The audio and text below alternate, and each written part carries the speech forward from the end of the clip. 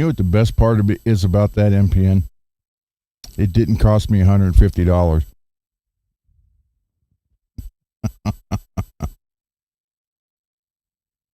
Hey, Derek. MPN, Mr. Mick. Mr. Mick, can I show those photos? Not right now. Wait till some more people get in here. Hey, Mad.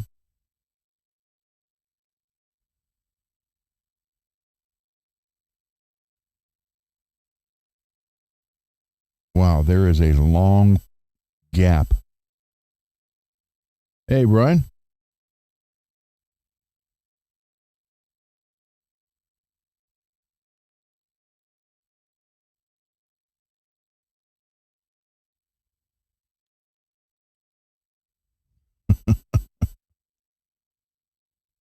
Sure, I can. Okay. We'll wait till some more people get in here.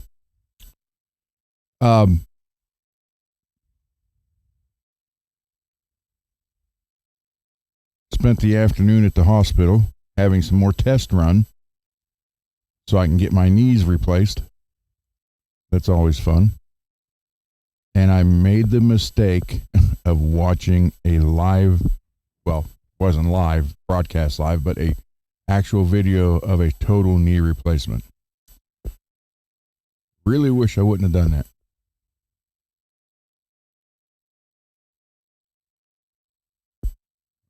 Hold on.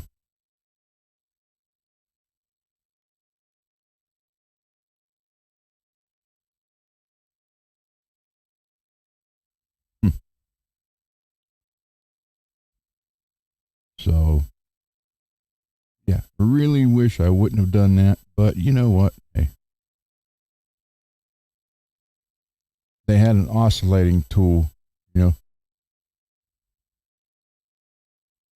Oh, you got it today too, Matt? Okay. Hi, Peggy. Yeah, I knew Lewis got his too. So, are you happy, Mad, with the stuff that was in there?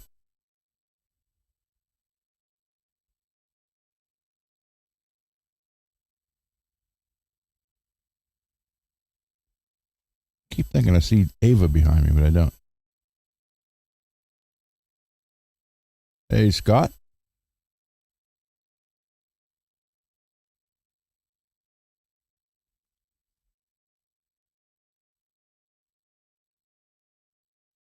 Nah. Yeah, that was an unplanned thing. I just got back from the hospital when I got on there.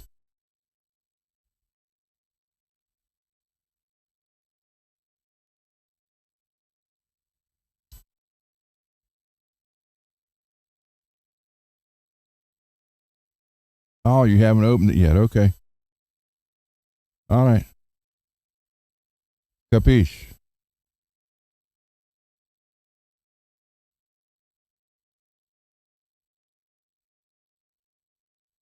Huh. I hope so, multi. So let me go back up top, scroll up, and say hello to everybody. We have Mad Hatter, MPN, Mr. Mick, Derek, Brian. Let's see. Next one be Peggy, Scott, Multi, and Marshall. Hey, Marshall. So, kind of want to go over Marshall's guitar a little bit today. I did order. I'm going to show you guys what I ordered for it and why I ordered it so far. Let me bring it up here.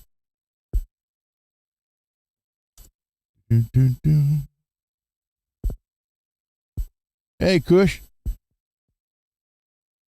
Electronics. Potentiometers. Okay.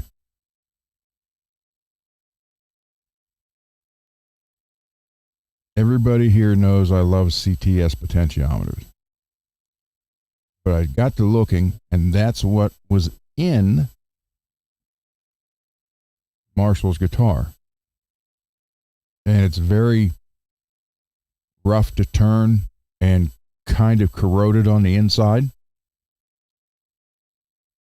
So I went with this, and let me share it here. And I'll show you why I went with it. Get rid of that, bring this over, share screen,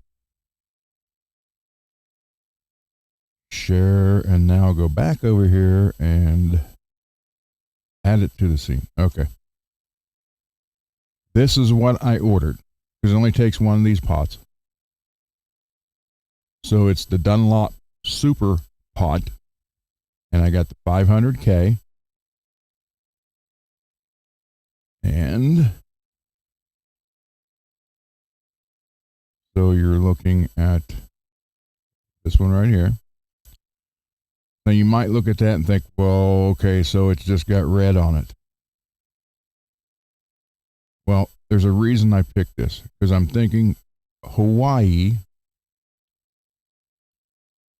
humidity, all that stuff. So if you look at the, where is the description? Okay.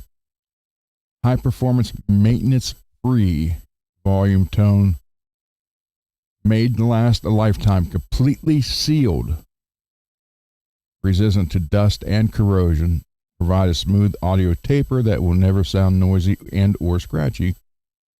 Tested over 7 million turns. So yeah, when you could buy a CTS pot for $5 and this one was $22.50, but should be the last one you have to buy ever. And I'm liking the, protects it from dust and corrosion. So that's why I went with this one.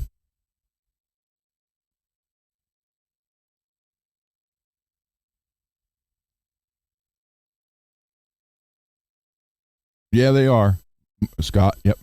So I went with this Dunlop Super Pot. It was just ordered a little bit ago. So that's what we're putting in for that part. And I got,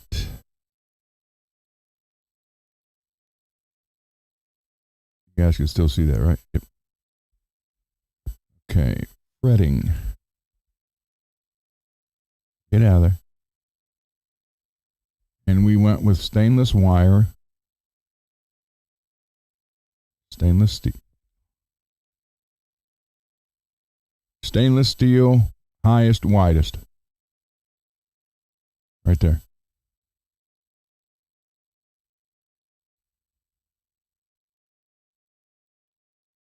So that is the frets. Although I was tempted, Marshall, to show you the gold, but they didn't have jumbo. And where is the cryo dipped? I wanted to show you that too, but I figured. Because the cryo dip, they're saying it's easier to work with than stainless, and it lasts just as long. But I don't know. Never tried it. So once they actually cryo dip the fret wire, it's, it changes the molecular structure. Narrow. Okay, let's see. Narrow, pre-cut, stainless, wide, gold, medium. Wow, they're not showing it. I was going to show you the gold.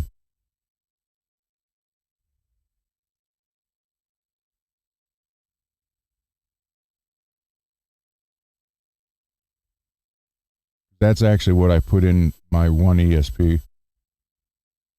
I think you got, and you can still see that. Okay. So we got that.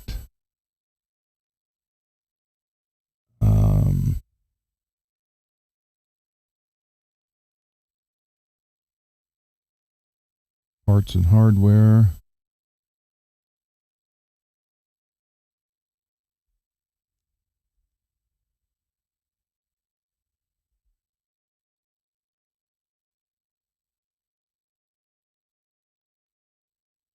Went with this, but in gold. Right here. Come on. Show the gold.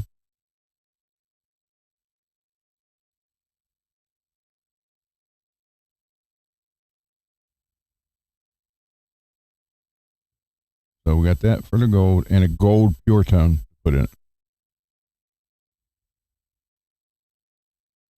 So we got the stainless wide jumbo, the Dunlop potentiometer, the gold jack plate, and then a gold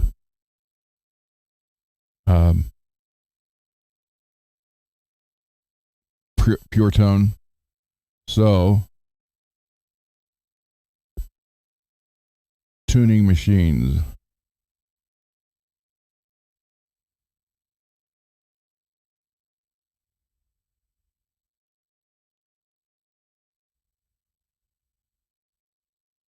So we need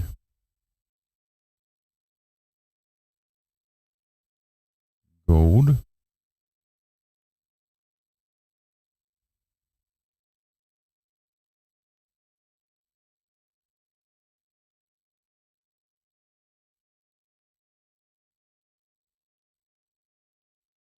so let me ask you this, Marshall. For string change, I know I know we have a Floyd and all that, but for a string change, locking ones are decent.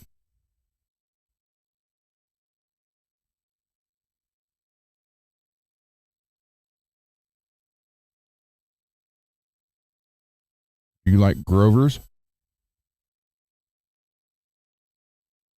In line 6.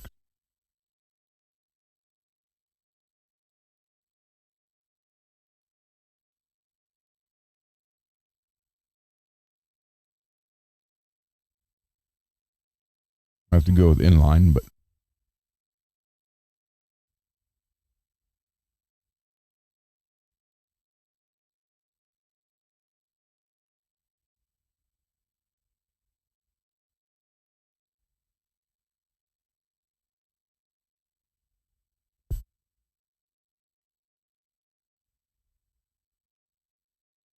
gold locking. Okay.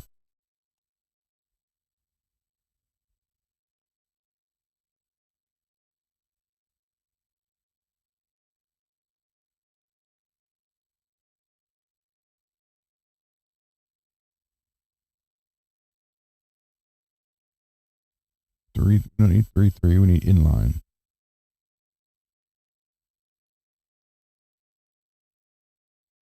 Six inline.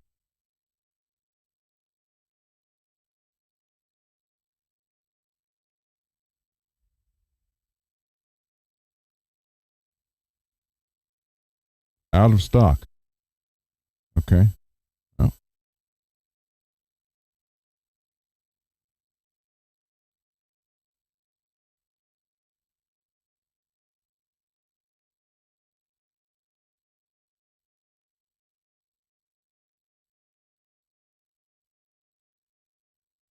Show the gold, dang it.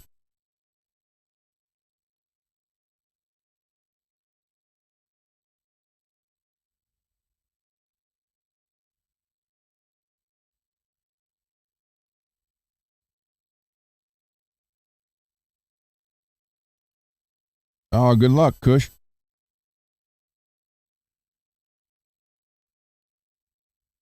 Okay, hold on. Let me look.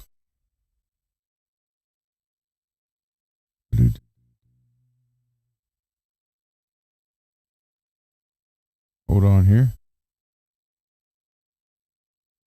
Go over here to Geiker.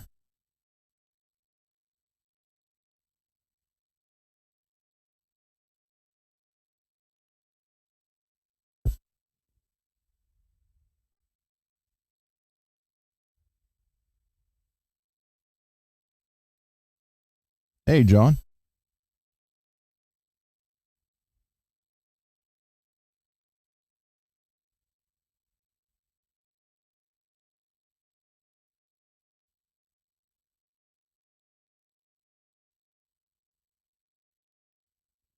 Where are they at?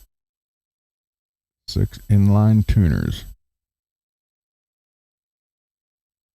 Which one was you saying? 05SP.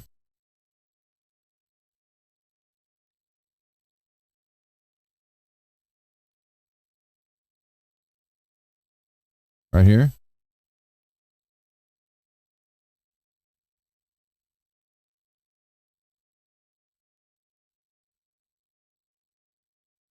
Greasy.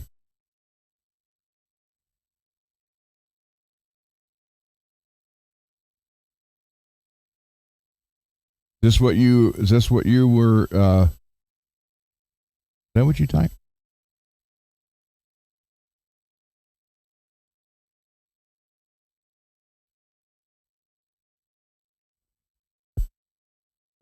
You guys are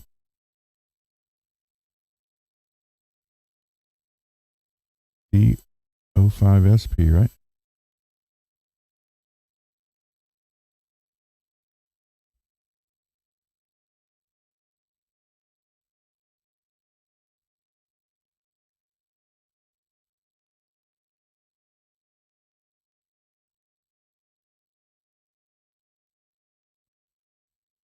That's this one.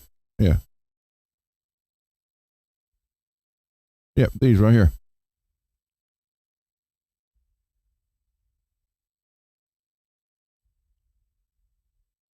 So you want those? Oh, hold on. Dang it. Sorry about that.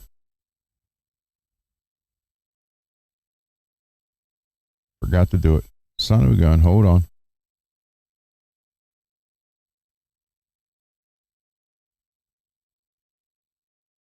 Sorry about that, guys. Okay. Those right there?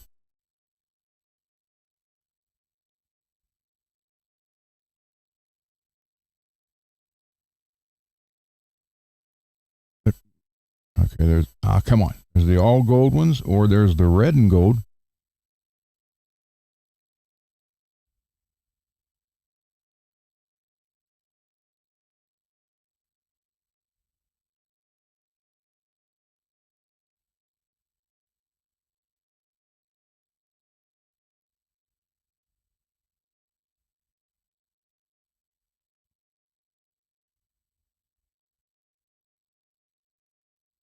Yeah, those will work.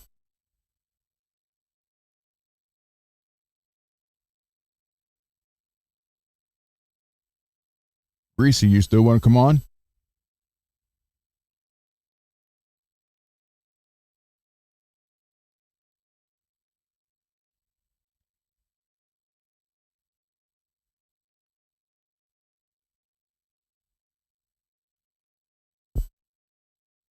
Okay. Let me get done with this and I'll send you the invite through your email.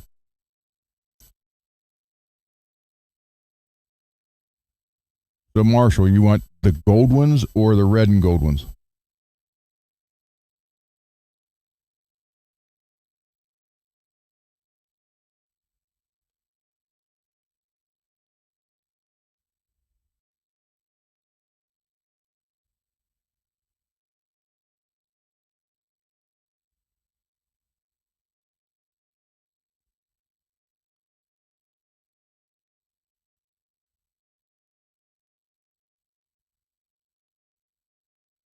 Red and gold to match the guitar. Okay, hold on.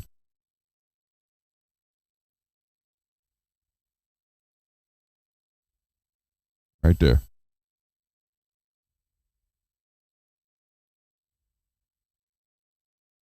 Okay. I'll mark that down.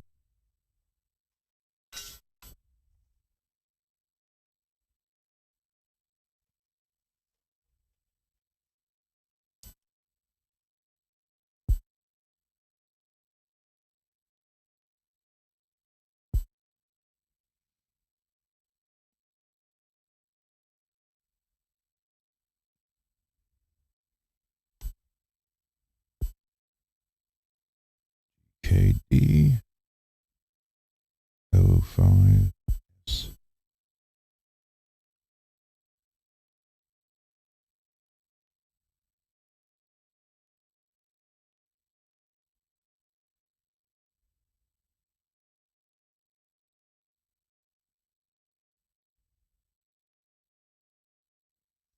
Okay.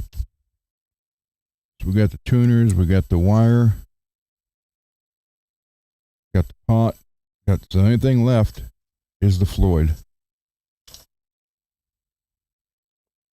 Now, other than that, are we going to? Do you want it painted, or you want me just to clean up the way it looks now? Your choice.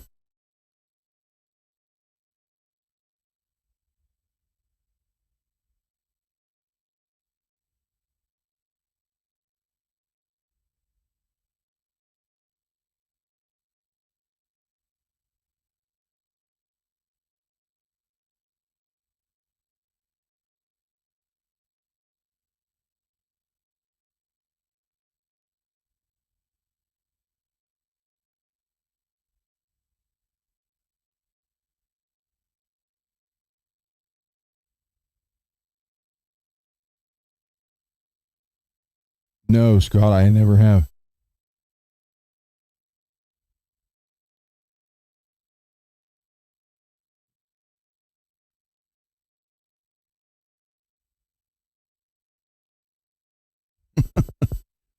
It's up to you, Marshall. It's your guitar. We can do it either way.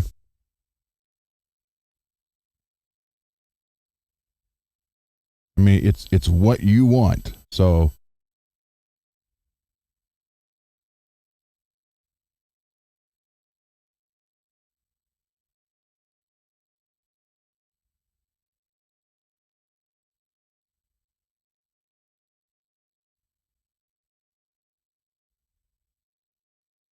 glossy red. Okay. Because the choices you have are red, or clean it up and clear it, or a gold color, which I think would look, the body gold with the red cover on the front.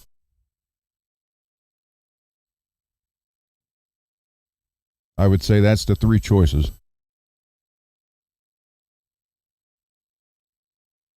Mr. Mick likes glossy red. There we go.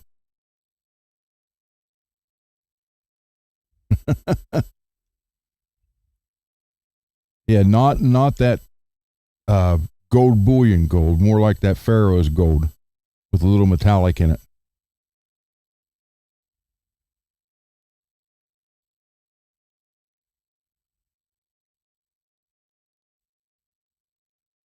I was looking at last night. I was taking the rest of it apart, and I'm thinking, gold body with the red top.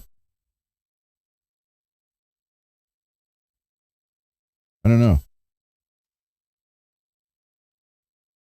Okay.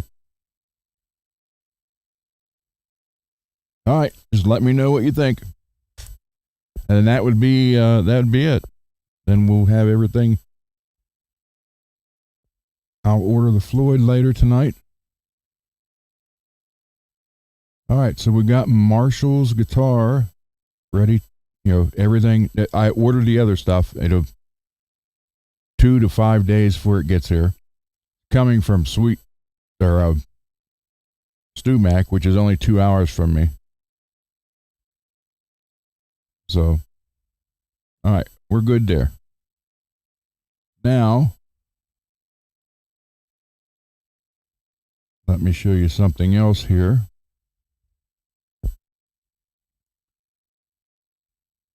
And what I do, I was chatting with Mr. Mick earlier today.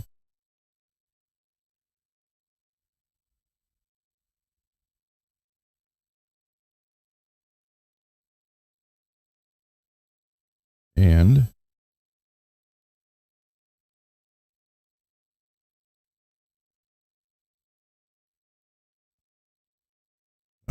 let me crop that and save it.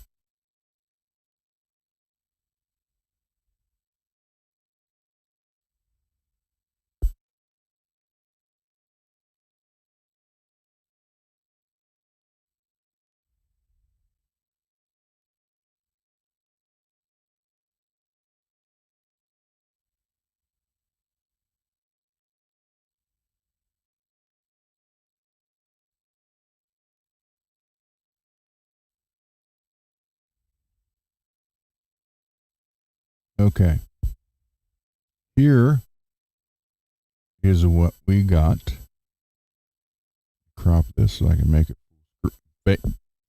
Crop this so I can make it full screen. Why is that like? Hold on. Why is my noise gate like killing it instantly? There we go. Well, now you're going to hear other stuff.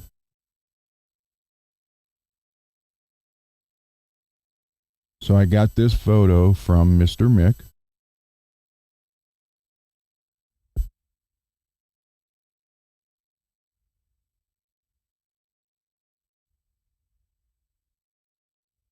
So here is the new editions.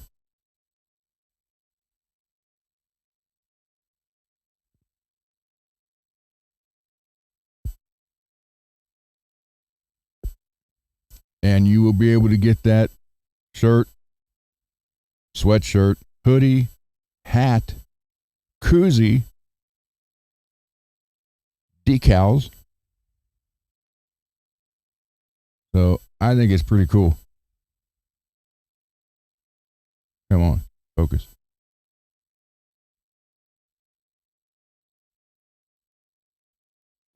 That's my screen dirty.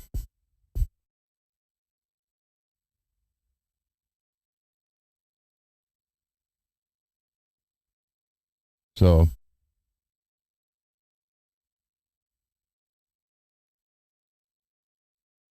again, this is all Mr. and Mrs. Mick doing. I think it's great.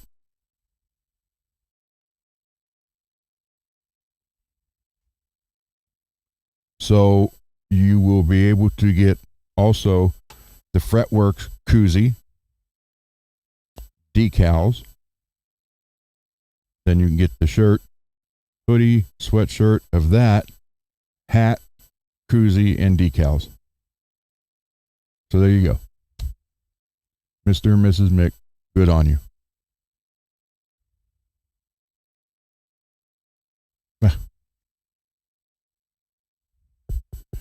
I like what I'm seeing, so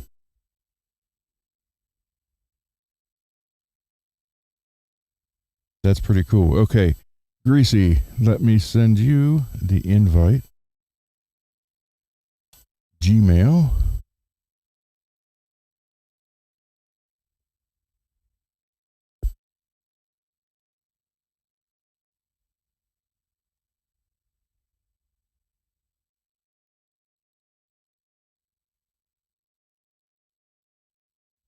Sent.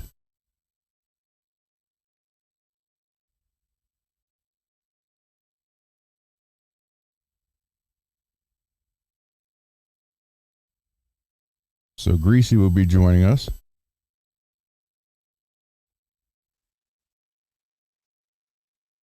I changed. No, yesterday I wore the. Yesterday I had the Fretworks hoodie on because it was cold.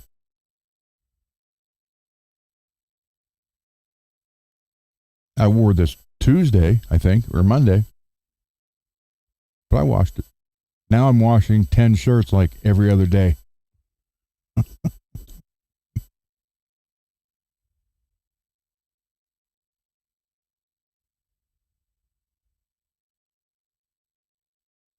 You know, and see that this is what's great. You know, Mr. and Mrs. Mick are in this, helping the channel grow. You guys being here, helping the channel grow. Like I said, I want you guys to be part of it, not just a number. And I sincerely mean that.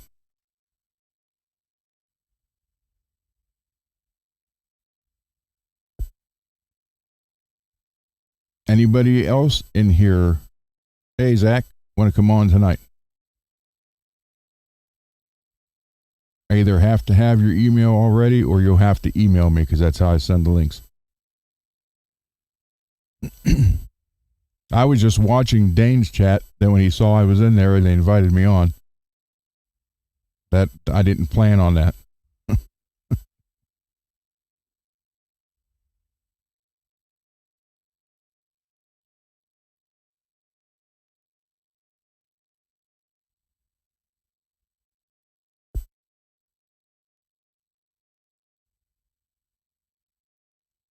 John. Oh, by the way, John, before you go, thank you. John emailed me today and showed me this.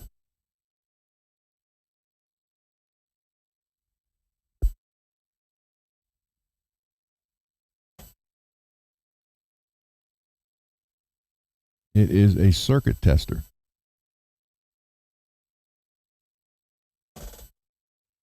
And he was kind enough to send one to me. So maybe that'll help out with that amp. Hey, Greasy, hold on, let me add you. Wait, I got to do this. All right. There we go. Can you guys hear him? Can you hear me? Yes, I do. Okay. John, thank you for that, man. That's going to help.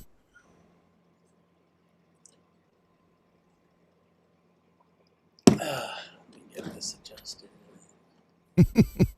Okay. How's it going, Ron? Pretty good. It's nice to meet you face to face for once. Yep, there we go. Okay, Mad's saying he can hear you. Okay, cool. Yeah, and thank you, John. That'll come in very handy. First thing I'm going to work on it is that I'll try that, see if I can get it to work on that amp, figure out what happened. So yeah, today was full of surprises, actually. So, all right, Greasy, I want to see this Charvel. Okay, fine. Not the pink one. Come on. Okay, this is it. Oh, that's gorgeous. Yeah, and let's see, if you can see the blue. Oh, the blue ring, yeah. And can you see them underneath the tuning pegs? Yep. Okay, and then let's see. There you go. You can see all the blue stuff. Yep. Yeah, I even had to. I'm so OCD. I had to get the whatchamacallits, the posts. I just I looked at it, I'm like, nah, I need to just get those two. See, we're finding out that Greasy and I are a lot alike. Yeah, that's true. Especially when you told me, you did tool and die making and stuff. Yeah. And I was a tool and die maker apprentice for 5 years. And yeah, that was some challenging work. Like I said, I was a bit of a steel snob. It's like I loved working with S7. It's a great, nice, stainless tool steel. And I polish it up, just machining parts and then polishing them up to like a mirror finish. That was always really cool. And a lot of people don't realize that you can just take regular metal and polish it up to that kind of finish on most stuff. Yeah. So, I made one day during lunch. My wife and I we lived in Springfield at the time, and we had a big grill, and the bottom of it was kind of even tight. Tighten everything up, still loose. So I made a stainless steel 3/16 inch cover that dropped in over top of everything and screwed in and locked, and I buffed it out. It looked like a mirror down there. Oh, that's nice. Yeah, I was a triple. I did big industrial mechanics. I used to work on plastic injection molding machines, from some that are just small ones the size of say like a Yugo to something the size of a semi. There you go. We made everything, from trigger sprayers for 409 to Windex. And when I was at Hasbro, we made all the Star Wars and the Alien action figures and stuff like that. And, tell me you have the Star Wars action figures. No, I don't. Oh man, you could sell those right now for a mint. I know. There was just so many to choose from, but the first, I guess the first rock star that I've ever gotten to play with, he was in a band called the Bobby Fuller Four, and they had that song "I Fought the Law." Yeah. And his name was Dalton Powell, and he was the drummer, and he loved those Alien figures, and every little variant, every little whatever, I just, get from the seconds, and I just take them over to his house, and big old bag full of them and stuff. And he loved them, and he would put them all over the study in his house in the lower valley of El Paso. And his wife just goes, God, I hate those things so much. And then she's like, why do you like them? I'm like, oh, they're so creepy looking and stuff. And then there's like, have you ever seen Alien? She goes, no, I've never seen any of them. Well, there you go. Watch Alien. So then she did. And she goes, oh my God, that was the most disgusting thing I've ever seen in my life. The chest bursting scene. Goes, and you guys like this? I go, yeah, we're dudes. Yes, we're supposed to. Yeah. See, I was like that. Hold on. I was like that with, I used to collect coffee mugs. Even though I don't drink coffee, I would collect all the coffee mugs that were cool looking. And then I got into Sinatra stuff, figurines, all kind, and Dean Martin. Oh, nice. And the bar area at our house in Springfield, it was completely around the entire basement. A shelf came about a foot down around the whole thing. It was all lined. And she's like, why are you doing that? I said, what do you want me to do with them? She says, how about not buying anymore? It's like, how dare you? So, well, if Sinatra comes down, the guitars go up. So Sinatra's got to stay. Oh, there you go. But I had mugs. Actually, I still have a lot of them out in the garage in a box from the 60s tin mugs with the Bonanza, all the characters on each one. Oh, wow. So that's kind of neat. Because it represented the tin mugs they used in the show, but it's got their pictures imprinted on you, Haas's mug, Adam's mug, all that kind of stuff. So remember those, like going to school, those stamp steel lunch boxes? Yeah. Had like, I had like the Land of the Giants and, and it's little embossed. You can see it was pretty cool. I had a Speed Racer one. Nice. I tried to get an Ultraman one when I was little, but we couldn't find one.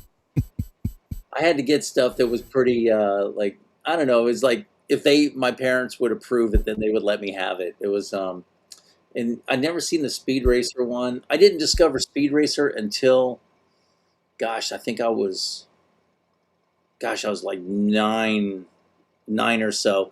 And I was in New York visiting my grandmother before she passed away.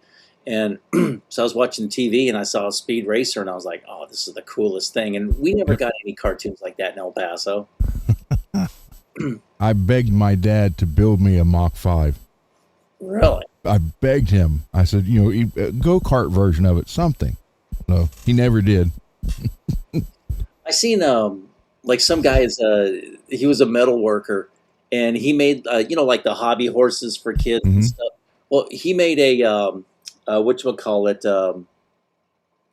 like motorcycle speeders things like in Return of the Jedi. Yeah. Yeah, he made one of those for his kid. That's cool. I know that's really badass. cool. See, that's really cool. And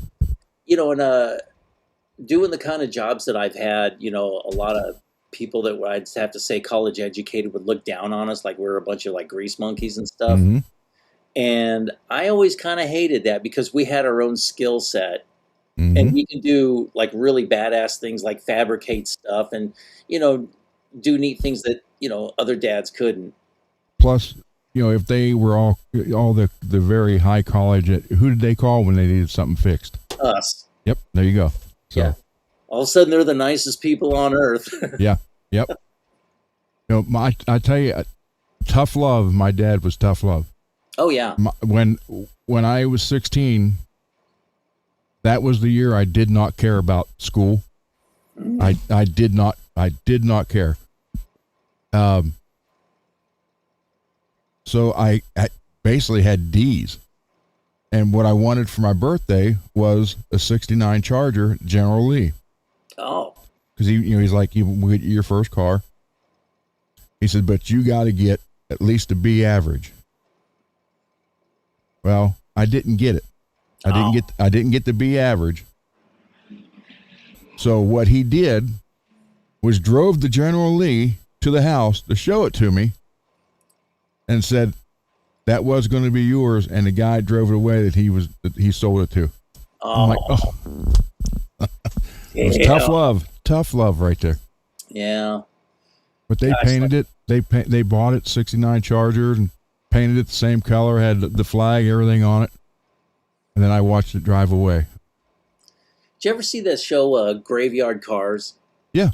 Yeah, I love that show. And Yeah. then when they were doing that one General Lee that was used in that high freeway jump in the Johnny Knoxville movie, and like they were making a big old debate. Oh, should we? What about the flag and this and that?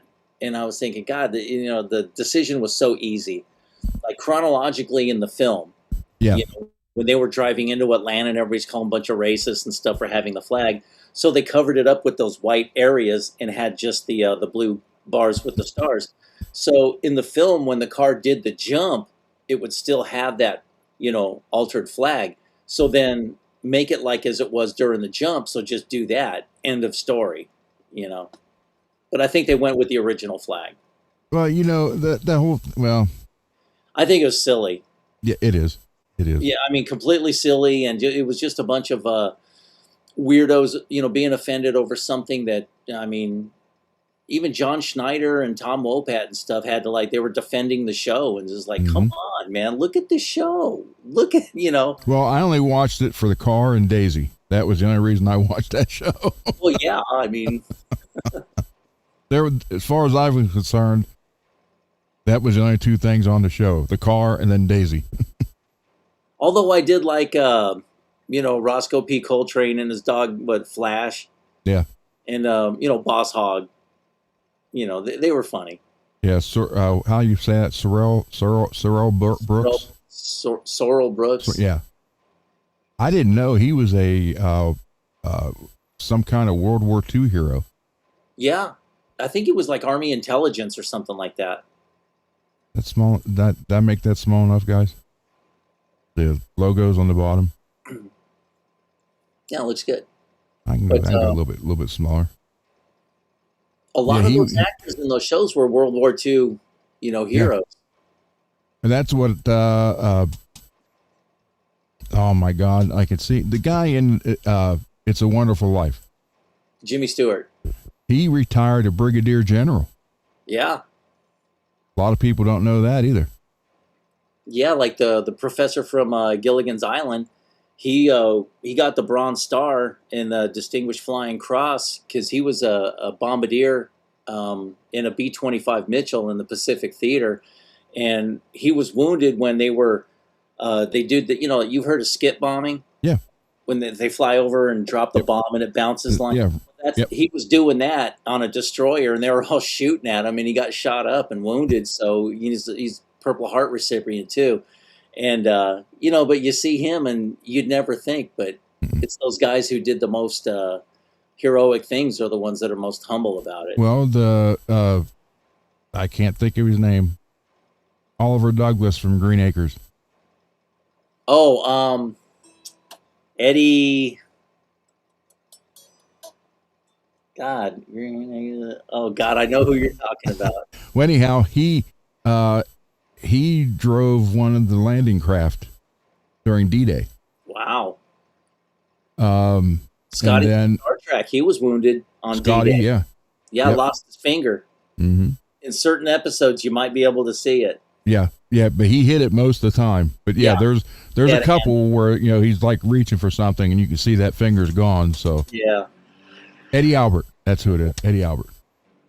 Yeah, Charles Bronson was he was a bombardier on a B-29 Superfortress, and he was wounded, and he refused help until they dropped the bombs, and then Charles Bronson. I mean, the guy's just a total badass. You know? Look, Scott says he's got a box of Marvel comics from the '70s, early '70s. Oh wow. And a David Bowie lunchbox. Wow. I did end up getting a Kiss lunchbox at one point. Yeah, like Kiss, when Kiss came around, they were after like my lunchbox phase. But when they came out, I just thought they were the coolest thing, and they were my first ever concert too. I sneaked out of my house. It was a Destroyer tour, and I went with a friend, and I did not. I just heard there was fights and people were getting beat up and just stomped to death. I'd see guys with black eyes, and I was terrified to go. But this guy had it. Come on, man, it'll be cool. And I saw that, and I was just like, my jaw was on the floor. I'm like, people get paid to do this? Yeah. Yeah. Well, that's what's, Ace was my first Guitar Hero. Yeah, Not so much for the playing, but the fact, they looked like they were 7 feet tall and all the flames. And it's like, that's what I want to do. yeah, yeah. So let's see. And a lot of people always went Ace, then straight to Eddie. Yeah. And, well, yeah, I mean, I was with Ace, then, Eruption. I thought that was neat, really cool. But when I heard Randy, that was like, hey, this is it. Because I also love classical music. Yeah. So it was like, wow, there it is right there. So. And that's the thing, like I can listen to Van Halen in, small doses, but I can listen to Randy like all the time. It's just such a different style. I mean, I like Randy the way he would construct his solos, and he would kind of think everything out, where David Lee Roth he was explaining things on the Rogan show that it was just like little parts here. Okay, chop this up here, put this here, there, and it was never really just done. Yep.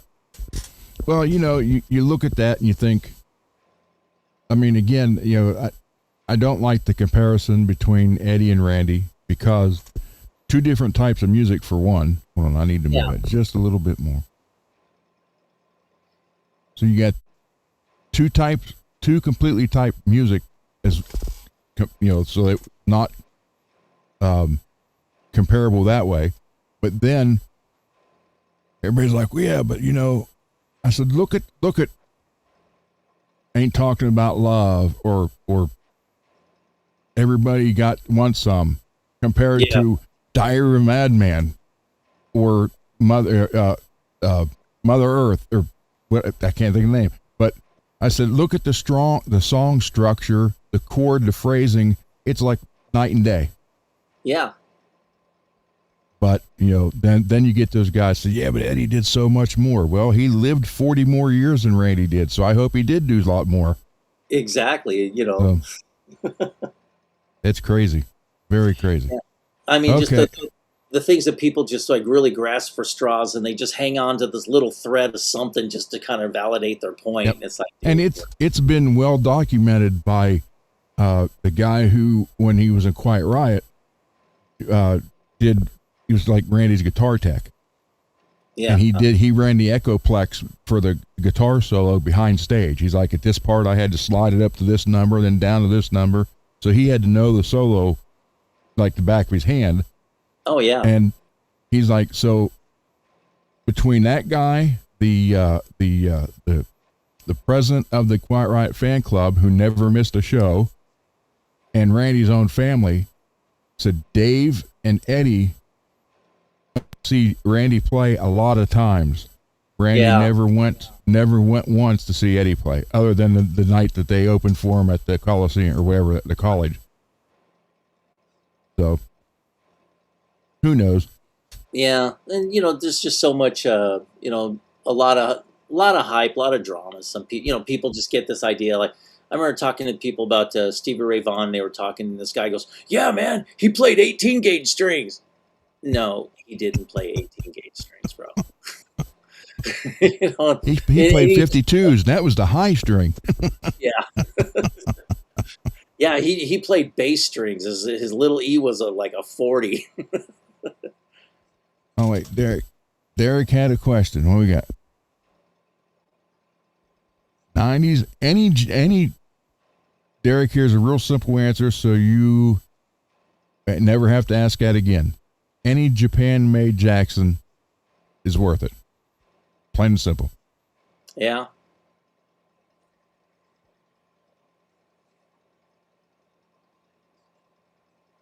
Or Charvel, for that matter. If it's Japanese made, get it.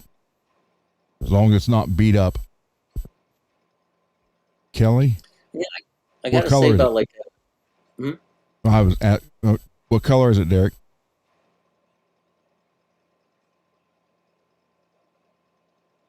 So yeah.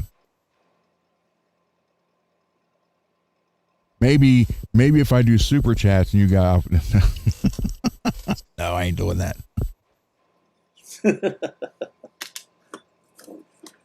Let's see, or you can do the oh, here. Remember this? Oh God, no, don't. I was even gonna wear the hat like he did and just go, hey, what's going on? Also, what happened? Oh yeah, he's having technical problems. Couldn't go on the show. I bought that one the day I got it. I smashed it, and my wife is like, "So you bought that to smash?" I'm like, "Yeah." She goes, "What did that cost you?" I said, "Not enough." I mean, like I think mine was on sale for like what $7.99 or something. It was pretty cheap. I think I paid 13 for the 12 something for the one I got. Yeah, I got some weird sale. You know, they always send me a sale for something.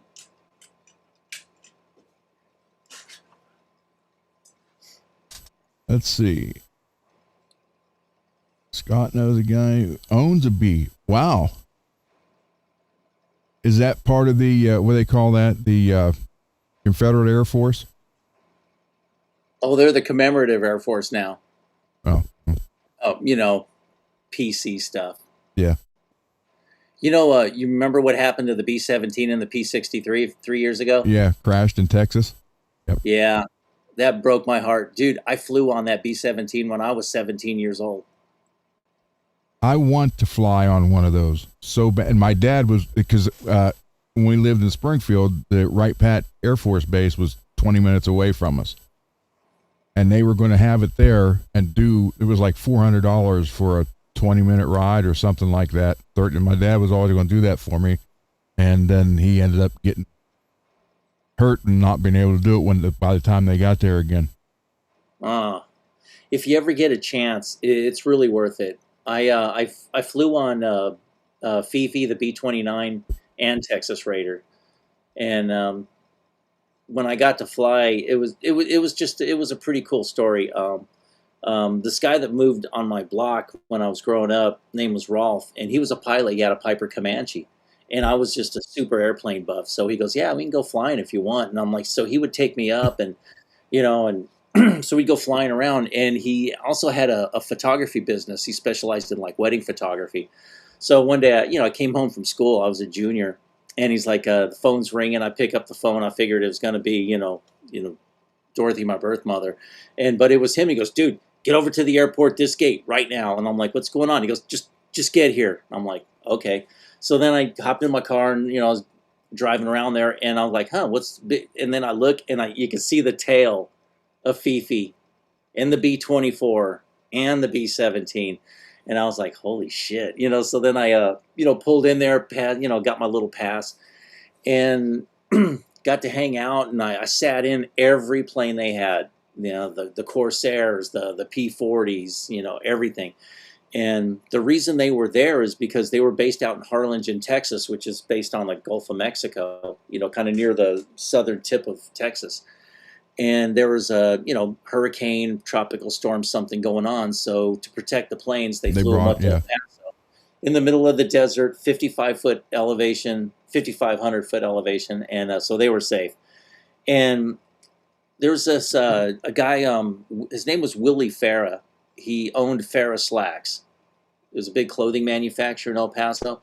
And he just restored an A-20 Havoc attack bomber. It was a twin engine, real skinny little thing. And so he was going to take it up, and they wanted to get some pictures of it in formation with stuff. So they asked me if I wanted to tag along, and I'm like, "Oh, yeah, whatever."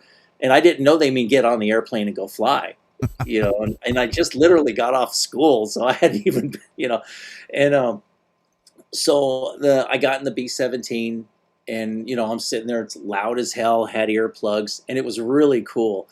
And it wasn't. Texas Raider wasn't in the configuration that it was at the time of its crash.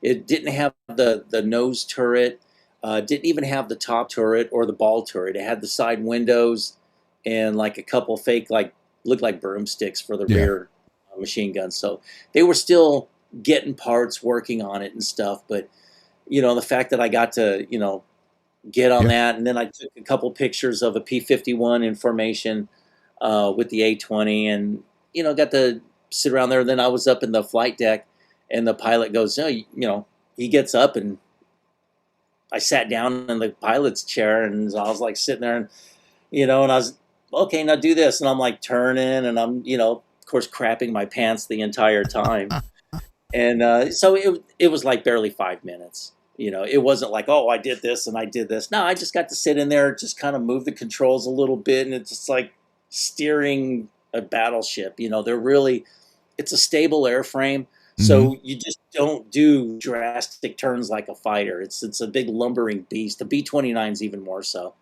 And so that was cool. So then we flew around for about an hour or so, and then we landed, and gave him all my film and stuff, my buddy, and then went home. And then he goes, "Yeah, come back tomorrow." And so the next day I got to go on Fifi. So that was really cool. And it was weird. I was more terrified flying in Fifi than I was the B-17. B-17 has been my favorite World War II airplane ever. I mean, I can go over and I have I don't know, it's probably 3 feet wide, 5 or 6 shelves, and it's just full of World War II books on tanks, but most of it is planes. Did you ever read the book Air War by Edward Jablonski? It was a 2-part. I may have. Huh? I may have. Man, that was such a good book. I mean, all the detail they did on all the major things. Like book one was like the buildup of the war, and then the second book was about midway through, and it was cool. Like reading all about the Doolittle mission, and yep. I probably got close to 300 books over there, so I read them all. But it's like over the past 15, well, actually, no, past 30 years. I started getting them in 95, 31 years. So, yeah, because Air War came out in like the 70s. I was in this book club, and that was the first book I had to get. Man, I was like, oh man, I got this, and that shit was like my porn. There's a Playboy. I had my like pilot's manuals for a P-40 Warhawk and stuff. I was a real geek when I was a kid, and I was always around airplanes and stuff. So when I joined the Marine Corps, that's when I went into aviation, and I became a jet engine mechanic. And I worked on F-4 Phantoms. There you go. Yeah. And actually, I went to jet school in Millington, Tennessee, is NAS Memphis. And I set an academic record for the school, graduated top of my class, got a meritorious promotion and all that stuff. And, but Ooh. that almost that kind of cursed me. It's like you go, oh, you're a big old hotshot. And it was always, let's see what you can do. Let's see what you can do. You figure it out. And there was a lot of pressure, and it kind of sucked. It seemed like everybody else got the slide, but I was like almost being punished for doing so well in school. Let's see. James is saying his godfather retired from the Navy. 2-foot plastic model, U.S. carrier. Cool. Nice.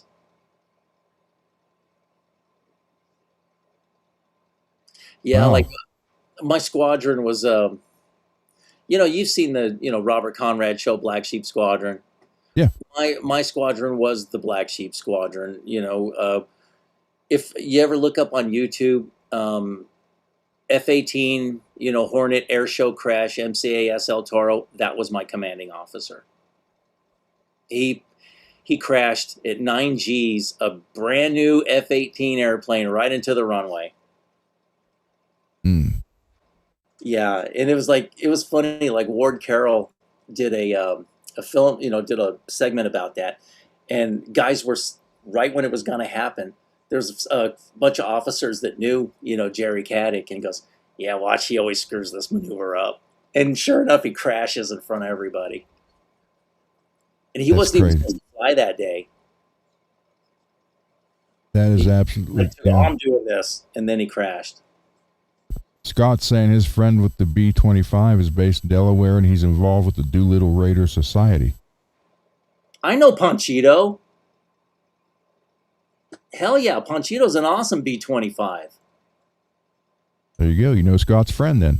Fuck. Oh, that's freaking cool, man. Panchito's a really, really nicely restored B-25. You remember, it was about 2, 3 years ago when some idiot put an Avenger torpedo bomber down on the beach. Mm-mm. I was reading it, because I'm still really into aviation, and they spent like 13 years and $8 million restoring this Avenger.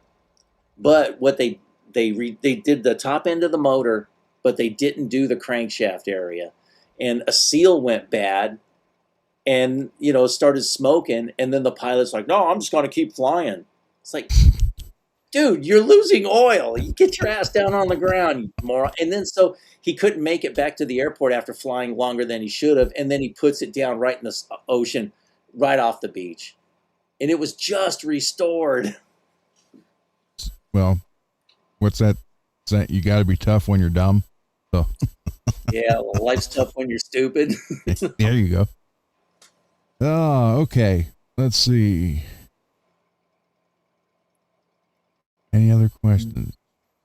Oh, go back to Derek, to Kelly in black. Just great combination. There you go. Good show with Zim and Paul. Yeah, well, Jim, that wasn't planned. That was, he just invited me on. Peggy doesn't want to fly anymore. Too many plane crashes. I don't know if there's too many. You just hear about it more. Yeah. Because there's a lot more crashes on motorcycles and cars than there are in planes. Yeah, I hear more crash outs on Spirit Airlines before they close more than anything. I'd see the films. I'm like, oh my God, can't anybody just shut up and just just do your thing so you can get to what you need to do? Clone who flew Apache helicopter. There you go. No, I was at a air show. Oh, this was probably 15 years ago.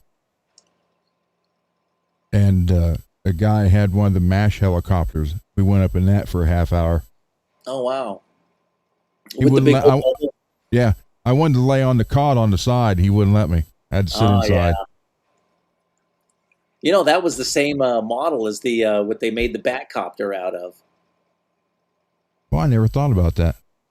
Yeah, they just put the wings was all on the big, yeah. Okay. They say because of the wings, it gave it a lot of, stability problems, because, they were there designed to look good, not be really aerodynamic. So. Well, the Batmobile was neat, though. Although people don't realize that was a Futura car. They think George created the whole thing. Really, he didn't do that much to it, if you look at it. I mean, granted, the Futura didn't have the flame shooting out the back or the pipes coming out of the back, but it had the split window like that and the thing in the middle. Yeah. So. But the first time I ever seen that car when I was a kid, I was just like, oh my God, that is the coolest thing I've ever seen ever. My favorite was the Monkeys GTO. Yep. And then the Munsters coach. I've seen them all. I don't live too far from the Peterson Automotive Museum. And I've seen the Monkey Mobile there a few times. I used to go there just to see the Batmobile. And they had the Michael Keaton one too. So for the, the slightly younger crowd than me, Michael Keaton's their Batman, and that's awesome. Cause that car looks cool. And, my wife, she was all about the Michael Keaton Batmobile, and I go there and after a while she's looking, she goes, that Adam West Batmobile is pretty freaking cool, There, I was a little kid, probably 4 or 5, and we went to Tennessee, and they had the Batmobile there on display, and my dad's got a photo of it. Apparently, I decided I wanted to get in it, and I ran and jumped in it and was hitting the fire button on the dashboard. Oh. And my dad took a picture of me in it before he came and got me out of it. Oh, that's cool. Yeah, I remember one time I'm standing there just looking at it, just, gazing upon it. It's just absolute loveliness. And some guy with his wife, man, looks kind of cheesy up close, doesn't it? Well, apparently that runs in my family because we took Cole to a wrestling match when he was 7 or 8. And would you know, he got down and got out away from us and ran to the ring and was bouncing off the ropes. Oh, that's cool. I took back in my first marriage. I took my brother-in-law and my stepdaughter Rita to see. We saw the Ultimate Warrior, Andre the Giant, the Big Boss Man. Gosh, we've seen a few. That would have been others. around Earthquake and Tugboat, Scary Sherry. Yeah. The Hacksaw Jim Duggan. Yep. I love Hacksaw Jim Yep. Duggan. And the bushwhackers, the way Yep. they would walk around this, and it was Slick Rick and everybody, Yep. and it was pretty cool to see. And then after the bout, we all kind of climbed up in there and stuff, and so it's, my brother-in-law like clotheslined Rita. She was like 5 at the time. We were just playing around, and because you could bounce on it and stuff, and it was really cool how they do that. It's actually pretty safe. It is. It is very safe. Yeah, Which Cole got in there when the Patriot was getting ready to wrestle. And he come out, and Cole just took off, made a beeline, jumped in there, and was just running from rope to rope, bouncing off and going to do big elbows on everybody. And the Patriot just standing there laughing. I was like, oh my God. That is cool. One of the, I used to love that wrestling and stuff. And, it wasn't long. I guess it was like maybe 8 months before Hulk Hogan passed away. He was doing some like meet and greet or something. And some kid took a 6-year-old that was dressed up just like Hulk. And he goes over there, I'll tell your brother I'm going to do this. And then Hulk goes, I'll tell you, brother, and he starts doing that. And it was cool to look on Hulk's face. And he just stuck his hand out and shook that kid's hand. And that was like really cool. And his career's well past, Yep. I mean, that was 40 years ago. Yep. And, kids still dressed up like him to see him. That's pretty freaking cool. Well, if you look, you got the big ones that will never be forgotten will be Andre, Hulk, Macho Man, the Warrior. Yep. Bret Hart, The Rock, Stone Cold. Those ones are there. I mean, 50 years from now, the kids will still know about them. So Yeah. I met this one wrestler when I was a kid. His name was Gorgeous George. And he was kind of known. I mean, I heard his name. I'd seen him wrestle, but he wrestled like with oh my God, what was his name? The one that had all the hair and ate the turnbuckles. Damn. God, I can't. Mountain Man. Nope. Huh. Hey, in the chat, no, not Ric Flair. He was George Animal Steel. That's it. Yeah, that's right. But it was a trip. Like I met him up in Albuquerque, New Mexico. My birth mother's boyfriend got mugged outside of a strip club, so we had to go up there and get him out of the hospital. So then we went up there, and so we were in the hotel and stuff. It was a really nice hotel we were staying at. He was a secretary treasurer of some Teamsters union, so he had money at the time. And so then we're in the bar. I'm like 12, maybe, like 12. And so, this is Gorgeous George. Oh wow, nice to meet you and stuff. So they had to go take off to go talk about something. So left me and Gorgeous George in this bar. So then he goes, hey, I'm going to go across the street real quick. And I'm like, okay. So he did something, and then there was a pawn shop next door. So we went into the pawn shop, and I looked around, and he bought me my first switchblade. There you go. Yeah. So I was on my way to being a, Johnny Punk the Adventure Kid, When I worked the show, which was one of the last times Andre wasn't the last time, it was one of the last times that Andre wrestled.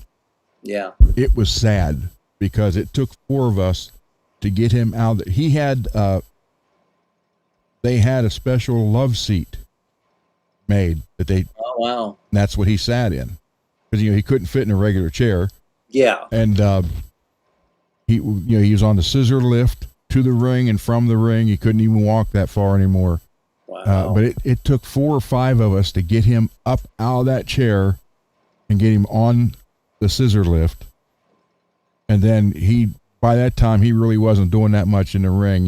He would slap a few people and choke slam them, and that was about it. He wasn't doing anything spectacular.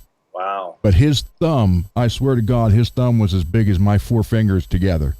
Wow. I mean, this guy was ungodly. A regular can of pop in his hand looked like you and I'd grab one of those mini cans. That's what it looked like. Yeah, he was definitely, and I couldn't imagine, my buddy Jed's 6'10". I know what he goes through. Here's Andre 7'4", 7'5". I mean, the world's just not built for somebody that size. It's not. That's true. So, and everything's specialized. Mm-hmm. From shoes, socks, just you name it. Anything. Yeah, special furniture, special bed, everything. Yeah. Okay. Plus all the related health problems. Yeah. All right, let's see that pink one. I got to ask you this. Is that why you had the pink hardware? I think so. But I just didn't like the way it looked on it. So I just, I still got to, okay, this is Mr. Hat. You remember him from South Park? I got that for $5 at a clearance at a Virgin Records store in Burbank. I'll even spotlight you on this one. There you go. Oh. Yeah. I've had him since, 1990 to 2000. Wow. Yeah, and it's an oven mitt, and it was on clearance, so yeah, $5. And this is my neon pink San Dimas. There's my neck. That's my neck. You want a ebony neck for that? No, I like it just the way it is. Oh, that dark ebony look good with that pink. I was like, oh, would it look good? I'm like, nah. It's been like this for so long. I can't change it. But yeah, this is I got this thing when it was right after I got diagnosed legally blind, and I had to go to well, I didn't know what I was gonna do. I was thought, well, shit, I'm blind. I didn't even, I didn't have a cane, didn't do nothing. So I got a call from the VA and said, yeah, hey, we're going to schedule you like a low vision clinic. And, so I went through a bunch more tests and stuff, and they go, yeah, you're pretty blind. And so then they told me that they gave me my first blind guy cane. And they said, they have a blind rehabilitation clinic in the VA. Uh-oh. And so I went through a 6-week comprehensive course on how to be a blind guy, blind guy boot camp. So I learned all these skills, cooking, cleaning, just everything, doing laundry and this and that. And it was like a boot camp. And from like feeling utterly destroyed to like, okay, I can handle this in 6 weeks. Yeah, and so then to commemorate that, you got to buy yourself a guitar to commemorate cool stuff in your life, right? So I was on the Zounds website, and I've been wanting one of these San Dimas models for a while. And so I was looking at them, and I was thinking of like slime green, surf pearl metallic, neon yellow, and neon pink. And I looked at them, and the neon pink was on sale. Oh, okay. A lot cheaper than the other one. So I'm like, it must be a closeout. So, you know, they must like not be popular. So I got it. And since it's bright and everything, and I'm blind, you know, um, so I got it, and I literally was giddy opening the box for this. I was giggling like a little schoolgirl. I was so stoked when I got this guitar. I was like, I freaking love this thing, and I haven't really done much to it. Just put on a couple little, you know, stainless bits, and I did put a 32 millimeter brass big block on it, and I did take out the shim, There and I you got go. the brass trim claw. And other than that, it's basically stock. And I do have an original German Floyd when they were, you know, getting rid of those, Yep. and so I might put that on this one. You know, I don't might make it better. Everybody says like 40 grade. He's always saying, "Oh yeah, it makes a big difference when you. It's more fluid and smoother when you play." So Sometimes, yeah, not always. sometimes. Sometimes. But you know that in a way, I'm kind of hesitant to change it out because it's so great just the way it is. Well, you know, everybody knows I hate pink. Everybody, Yeah. you know, the rumor is going around I couldn't see pink. I can see it. I just choose not to. So, Right. Yeah.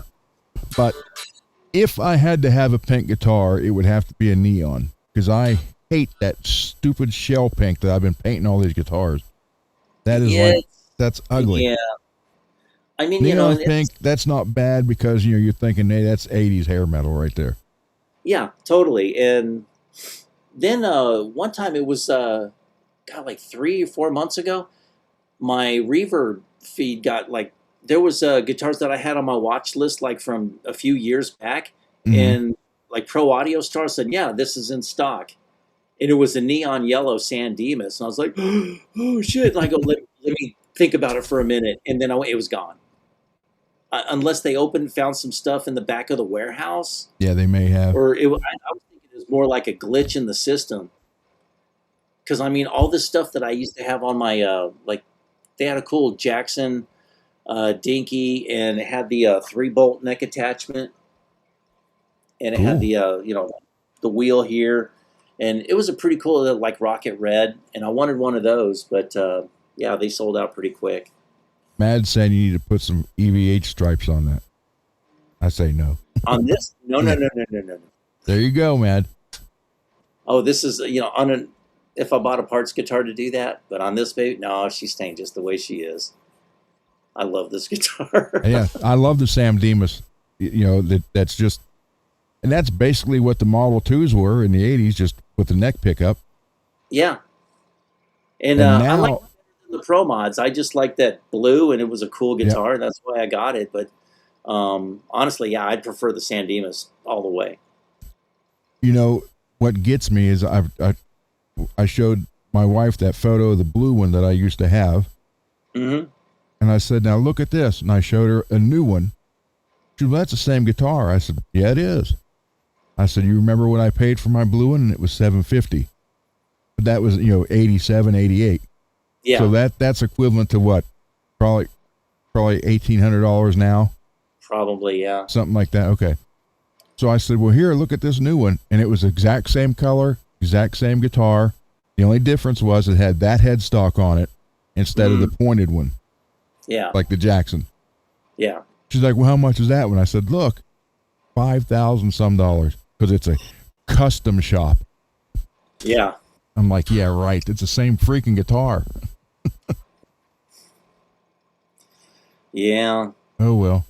I gotta say though, I think it's funny when they say custom or limited edition. It's like, oh my God, the price triples. yeah. So, and that's why I find funny about, you know, them selling replicas of Eddie's guitar for $25,000 when the original guitar costs less than $200. Yeah.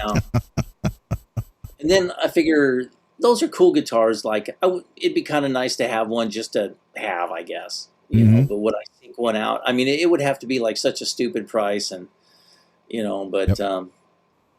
with my hands being all messed up, I couldn't do that Van Halen stuff. So I have to like, See, there's something else we're liking.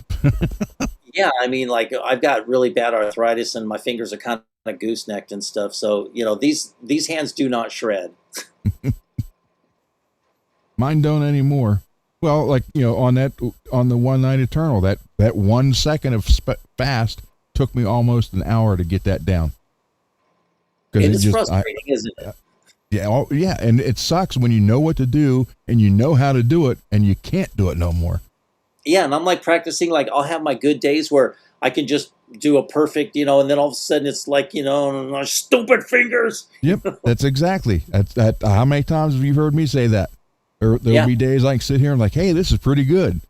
Or I'll come back later that night and it's like the picks flying everywhere. I'm like, dang it. Yeah, I hate that. I'm like getting ready, and all of a sudden it goes flying off, and then my blind ass has to go looking around under the desk for it, and then I bump my head. You need neon. You need those LED picks. Yeah, I think so. Oh man, that's crazy. The owner of Swiss Picks, I have some of his like nuclear green one. Mm-hmm. Those are pretty good. Those are pretty decent picks. You ever try those? The Swiss, I have a couple. I have one that you charge with the light and it'll glow. Yeah, okay, that's the nuclear green or something. Hey, yeah. David's here. David, you ready to join us? Hey, David. Does anybody else in the chat want to join us? Yeah, I'm pretty sure I can go up to 12 people in here. I'd like to do that at least just once to see, Yeah, just everybody. Mm-hmm. Hell, if we can do 9, we can do like the Brady Bunch thing. There you go. Let's see. Peggy could be the youngest one in curls.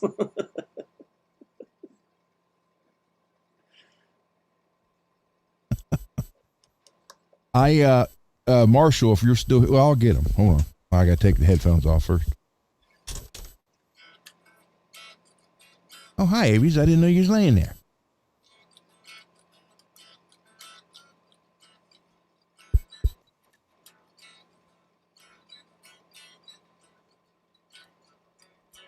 Your pickups are ready to be wax potted.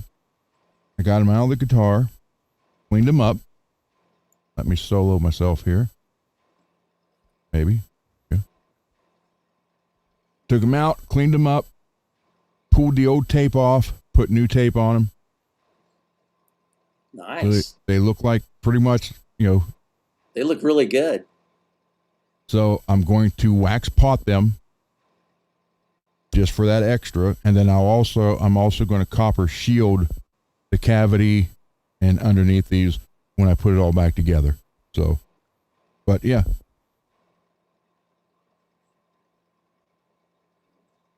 So they cleaned up pretty good too.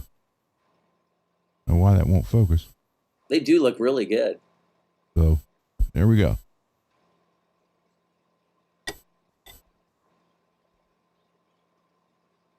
I've seen people, try to get a little, with the OCD, Mm-hmm. Let me take out the pole pieces, clean off any corrosion, polish them up, and then they want to sand off the top of the pickups to get all those little scratches out, and then use the scratch remover and all that other stuff. Yeah. Well, but then that's fine. But then the first time you start playing them, you're gonna like put a scratch in them. Well, I didn't want to take anything out of these, because I didn't want to mess with that, because he knows what it sounds like and he likes how it sounds. Yeah. But the on the one, I forget which one it was. One of them, when I was pulling the tape off, it was literally dry rotted. I just started pulling it off and it was just flaking away like crazy. So I put the new, took it off, cleaned them up, put the new tape on them, just buffed out the top. Didn't do any sanding on them because I didn't want to change anything like that, but I did buff them out a little bit, cleaned them up. So now I'll just wax pot them and wipe the top off when it come out, and then they're ready to go in. So they look really good though. That guitar is going, and I found, because last night I showed on that cover I was melting the plastic, silver plastic. Mm-hmm. I found a thing called liquid stained glass. It comes in different colors. So I can put it in there and literally drop it in and it'll harden, and it kind of resembles stained glass. So that's basically what that looks like. Oh. So that's going to turn out a lot better. Oh, that's cool. All right, let's see. David's ready. Let me invite guest.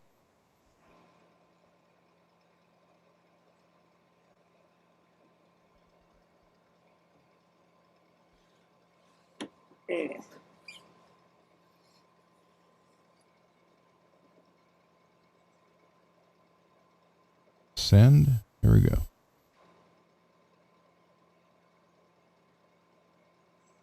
Oh, Scott's saying musician's friend has the Kramer 84 for $5.99. That's not a bad price. Mm-mm. Banana headstock too. Cool.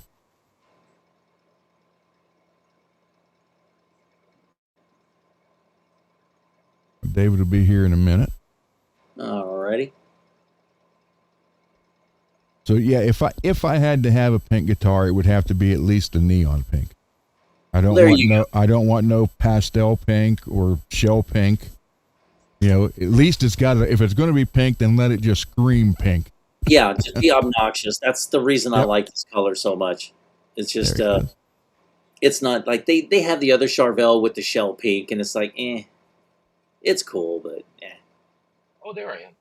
Yeah, you're here. Hey, Dave.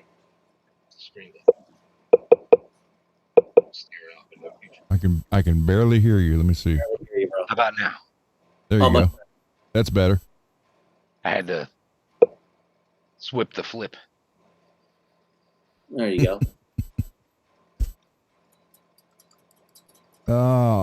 So how was your day, David? Can I lie?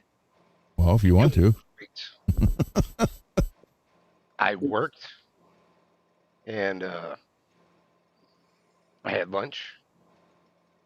I had work some more. Yeah, and then I worked some more. Yeah. There you go. It's like when somebody says, "How was work?" Oh, dude, I got up and I felt I was in the best mood, and I had no traffic going there, and all my coworkers were awesome, and we all loved each other, and I had such a wonderful day, and traffic was great coming back home, and everything was fine and I was like, really, it was that bad? I don't have to drive anymore. I don't even have an excuse. But I know how to make shit up, so that's, that'll work. Mad Hatter, yes. Neon pink screams 80s and early 90s hair metal. Yeah. I wish they would bring back some of these colors back in the Charvel lineup. Like, I would like to get the neon yellow San Dimas, Mm-hmm. The Surf Pearl, it was like basically surf green, but in a perloid, metallic. That's such a nice color. It's kind of, it's metal, but kind of classy. Yeah. High-end metal. Yeah. Like mature metal. There you go. Work. What's that? Yeah, well. Mad. If you enjoy it, it's not work. That's true. I know that guy. Hey, the hell off my lawn. Hey, Lewis. Damn kids. Lewis got his winning package today. Oh, nice. Mad got his, but he didn't open it yet. So there you go. Well, so I hope it suits you well, Lewis and Matt. I hope you both enjoy them.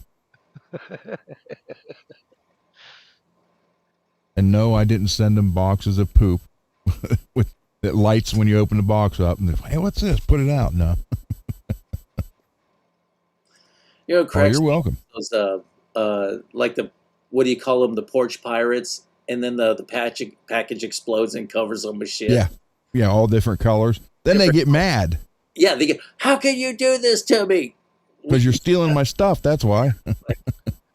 But I think it'd be better if they kind of wait till they get in the car Yeah. and then Yeah. it just destroys the interior of the car. Oh, what we got there? Well, you're about to be gifted. Ooh. What, Gritty, huh? that one too? Yeah, Oh, Wow. cool. pretty freaking heavy. It's solid ash, and Oh, like Northern I'm Ash? sure. Yeah, yeah, it's that northern ash, and Northern Ash. Swamp yeah, ash.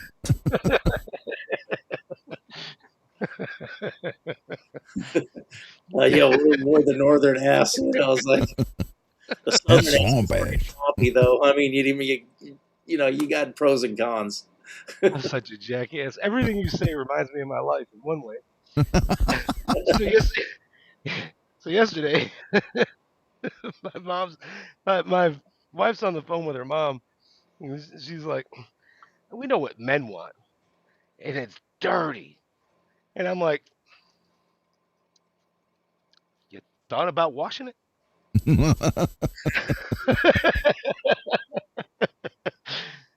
I excused myself from the room. I didn't want to stay and find out how violent everyone decided they were going to decide to be. Oh, I'm that guy that says something like, you know what the fastest animal in the world is, and on the planet Earth. I go, yeah, it's a woman running from self accountability. And then I get the I look. I had to have testing done today, and it would have been better off if they would have put the table in the middle of the room. But no, they had it up against the wall. So the nurse girl, whoever ran the test, my right side was fine, and she had to go to the left side. So she's leaning over top of me, and I had armpit and boobs in my face. Oh, Nice. Now, if you took away the armpit, it wouldn't have been so bad. Whatever deodorant she had smelled like lemon. I don't know, something lemon lime, like cleaning solution or something. I don't know what it was. Something that comes in a box starts with a D. I told my wife. I said that was interesting. And the bad part was they could have put the table, in the middle. There was plenty of room, but no, it's up against the wall. Lemon pledge. Oh yeah, so this is interesting, right? Now this might look a little drastic. All right. Well, the strap button goes in right here, right exactly Okay. there. Now the distance is exact to the screw, so no worries. Plus it's ash, Okay. so no worries about that. Screw's kind of thick, and just remember it is ash. I put a battery box in this thing yeah, I see using that. using the drill bits, and then I carved out the top. I don't own a router. Ah, okay. And the whole idea was, with this, was to take some wood out of it, and I must have took off at least half a pound, make it a little thinner. I mean, not much thinner. I tried to round the edges. That's how tough this is. You, I'm sanding this thing like somebody else bought the sandpaper, and it's kind of, to me, it's got like some hard edges, and I don't know. I can't make it feel like it's mine. I I was bought just this. going. I was just going to ask you then why you did all that work. Why are you giving it to me? I bought it in 2010, and I wound up giving it to a coworker with that Charvel neck I was working on today, putting a Floyd shelf in it. I've been agonizing over that for about 2 weeks because I was going to put a Nirvana nut on it and then that other lock thing in front of it. Mm-hmm. And after doing my buddy's guitar, oh my God, anybody who doesn't want to use a Floyd, I don't think they work on guitars. You're going to sit there and do each string individually. Really?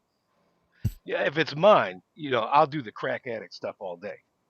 You know, like this thing sitting there taping all this up because I didn't have any transfer paper, right? Oh, okay. And the only sheet I had, it was like this plasticky, clear. It was like plastic, and I didn't think I could cut through that.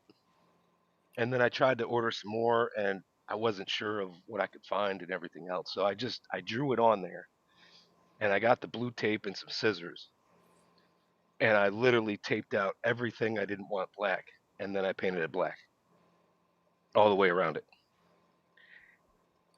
I mean, that's if you'd have saw that, you would have questioned my sanity.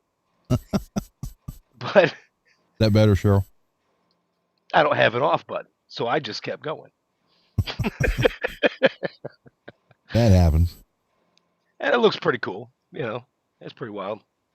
But yeah, like that back cover for the battery, I just put it in there to take some weight off of it. It didn't really need one, obviously, but and it's all odd shaped. But I got the. It is kind of odd, right? Not really. You would agree if you had it in your hands and then you see the cover I made for it. The cover is exact, but the cover is only going to fit one way. Well, You know what I mean? Like it's not a perfect oval or something else. So so I bought that when I didn't really know anything, and I ordered ash. I thought, yeah, that's a great idea. And I get it, and I see how heavy it is. I'm like, who doesn't like oh sand? yeah, they. yeah. Mama got ass too. it, it was so heavy. I'm like, they make baseball bats out of this. I don't know what I was thinking. So I got that Charvel neck, and I made it look nice. Greasy, while he's getting that, can we see your new telly? Oh, my green one? Yeah. Okay, yeah, let me go get it. Okay. So I got my headstock looking all nice. I'll There you refresh. go. And the neck is nice. I'm not sending that to you. You know, I really like it. I got my Floyd shelf in there today to fit a caler. The point of the caler is so that I don't need a string tray. String, yeah, bar. If I can avoid the bar, then I can just cut down because I can still get the whole wrench in there and everything else, and then I can just cut my truss rod cover a bit and still put that on. Counter skunk the holes and all that, and get that on there nice. That'll work out just fine. But I mean, you can see the project was on its way. I got my black and yellow. There you go. And I don't know what it is with people in pickups these days. It must be trying times. Two separate individuals, right? So a Duncan, the hot wire is black and the ground is green. Now you could probably wire it backwards if you wanted to. I don't know why you would, but anyway. So I get this thing, and it's wired backwards, and it's not reverse wound or anything. And then I get this one, and the guy said I couldn't make it work right, and I couldn't help but laugh. I already knew what it was. This is a 59. Whoa, there he is. My autism doesn't like that. I just thought I'd tell you. Hi. So it's reverse wound. You got the wire coming out of here, so when you put it in the body, the wire will be coming out of here like it normally would, right?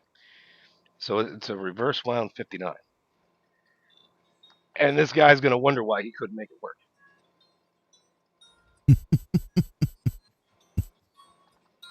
I don't know. Two separate people is kind of funny. Let's see this guitar Greasy bought himself. Ooh, that's sweet.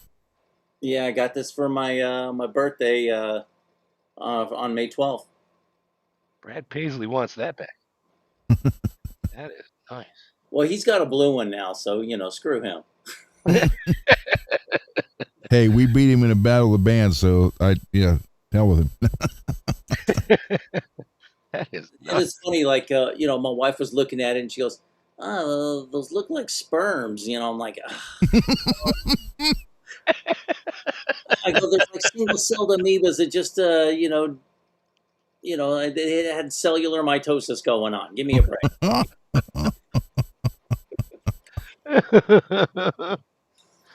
Women, can't take them anymore. That is a beautiful guitar, though. Oh, thanks. And I That's figured, the one you had jumbos put on that, right? no, not this one. No, no. I had jumbos put on my Gibson ES 333 and my Les Paul's in the shop. I should be getting a call from Eric about, I don't know, any day now, if it's done. Some nice Jescar 6100 jumbo stainless steels. Cool.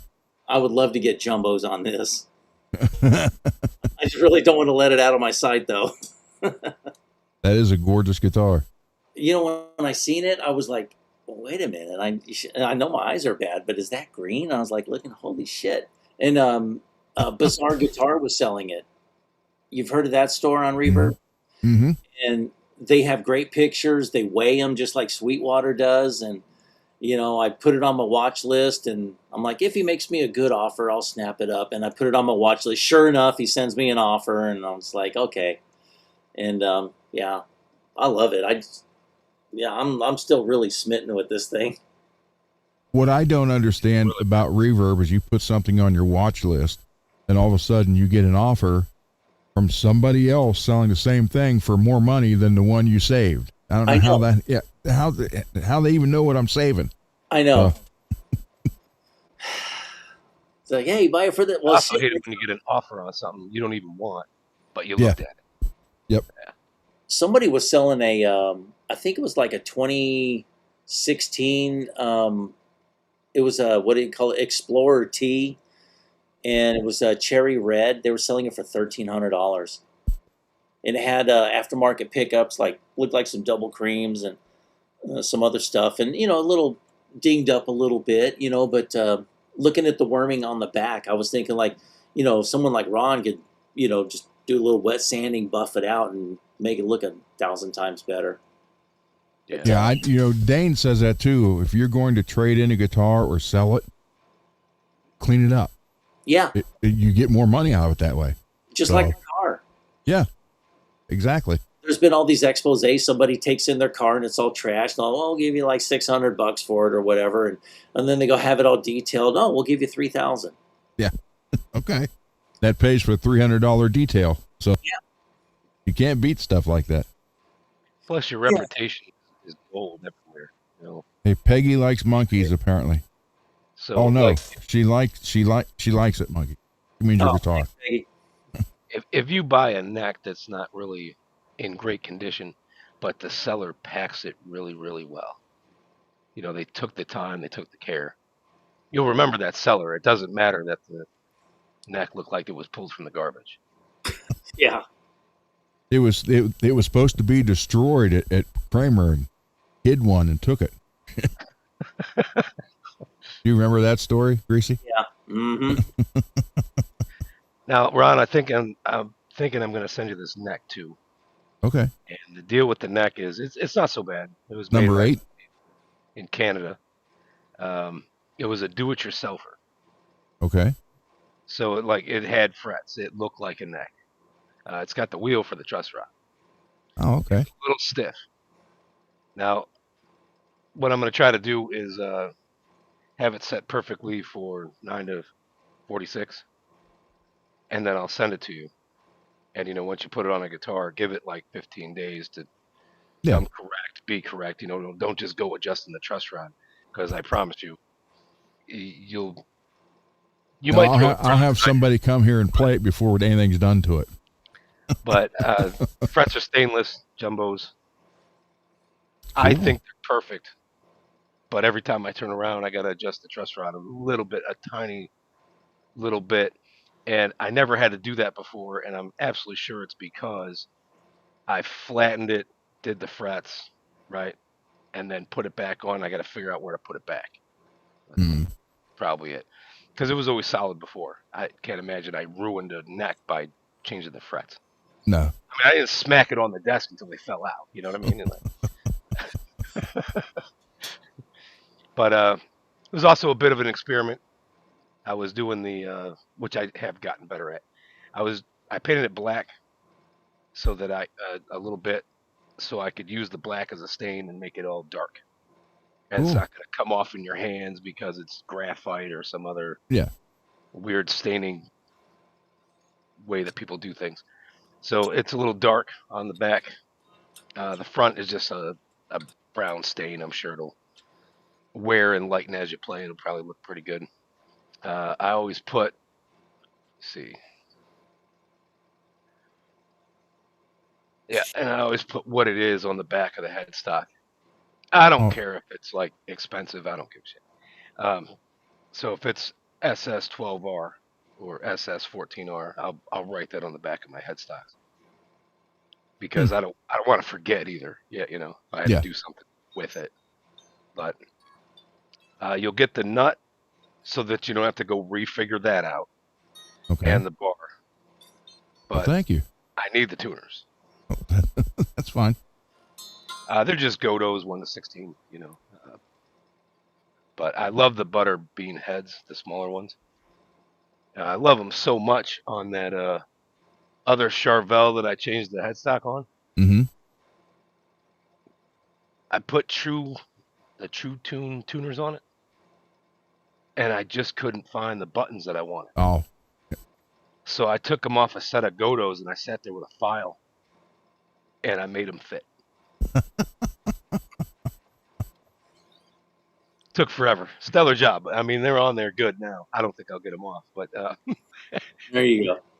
you don't want them loose either, because then it feels like there's that backlash in the knobs and everything else. You're better off with them tight. But I got a set of butter beans for it, and they were just a little loose. Greasy, the blue you put on the blue Charvel on the tuners. Did you get that off Reverb? Yes. Yep. That's probably where I got all mine in too. Yep. Yeah, I can't remember Randy's LLC or something gear parts. I don't know. There's a few parts stores I have saved in my little. I still have some saved here, so oh wait, I got another offer. Hold on, let's see.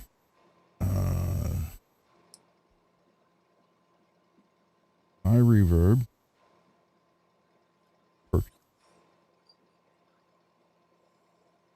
Tone Ninja. That's where I got mine from. Tone, or wait a minute. Sounds familiar. Sport High Tech is where they came from with their Tone Ninja brand. Yep. Yeah, Sport High Tech. I bought a bunch of stuff from them. That's one of my favorite stores. I mean, they're great. The prices are reasonable. They've got all these little obscure things. Yeah. Oh, David, you didn't see this. Mr. Mick sent me this today. I am gonna get another one of those shirts. They're a real Well, quality shirt. you may want one of these now. Yeah, you got the Gunner Project now. Yep. There you go. Yeah, so I need a 2XL Mr. Mick in black with the Gunner Project, and you might as well go ahead and make it because I'm going to buy it. Do they come in pink? No. But yeah, so wild 80s colors, for the shirts. I know. Neon pink, neon green, and neon yellow. That's true. Mr. Mick, if you're watching, you got to make a pink one. Just because. Mrs. Mick got this all going this week, and she won't be able to work on it next week, but the week after, and you're going to have, again, you get shirts, sweatshirt, hoodie, hat, koozie, and decals now for all that. Okay, then you could expand into tube tops, ladies thongs, Gunner Project right there on the thong. Wife beaters, yeah, I need to get one of those. I don't want to get one of those. She'll steal that and then beat me. That's not. I'm not getting one of those. Hey, Ed, thanks for the kind words on my guitar. It was nice to show it on your show too. Russell says. Yeah, I got in the show just as you put that away and grabbed the next one, so I never got to see it. I was like, oh man. Good night, Matt. Oh, Matt's got to shoot a video though. He's going to do an unboxing video of what I sent him. Right on, Matt.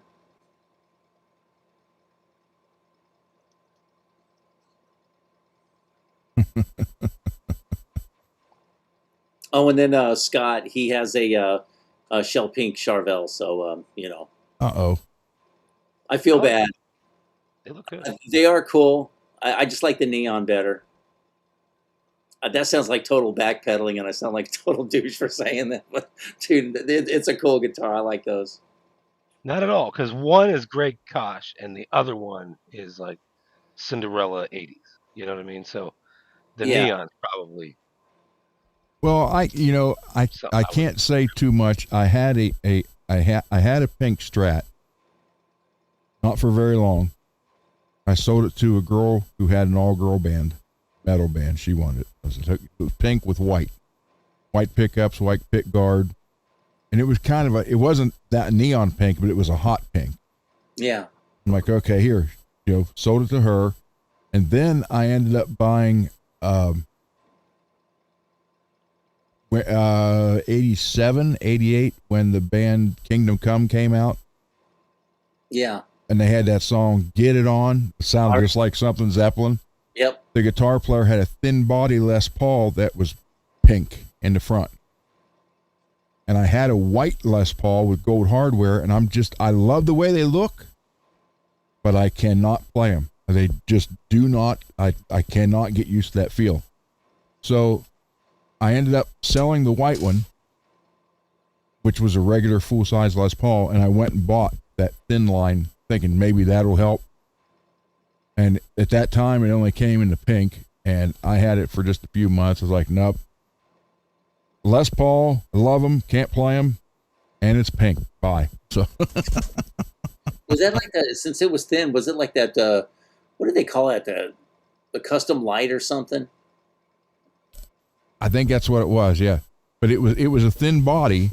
And yeah, it didn't hardly weigh. Nothing like a regular Les Paul.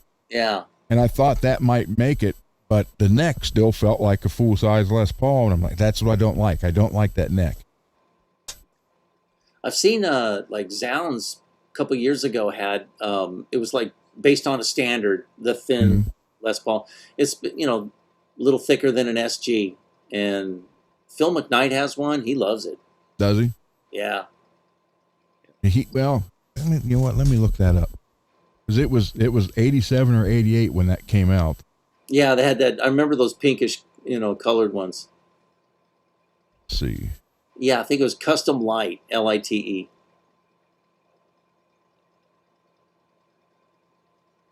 Like those one studios they used to have. They routed it out and filled it with they called it chromite, but it was balsa wood.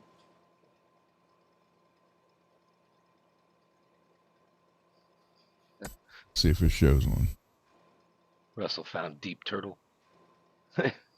Sounds like a parody band. They're insanely good. Deep Turtle. Check that out. Yeah.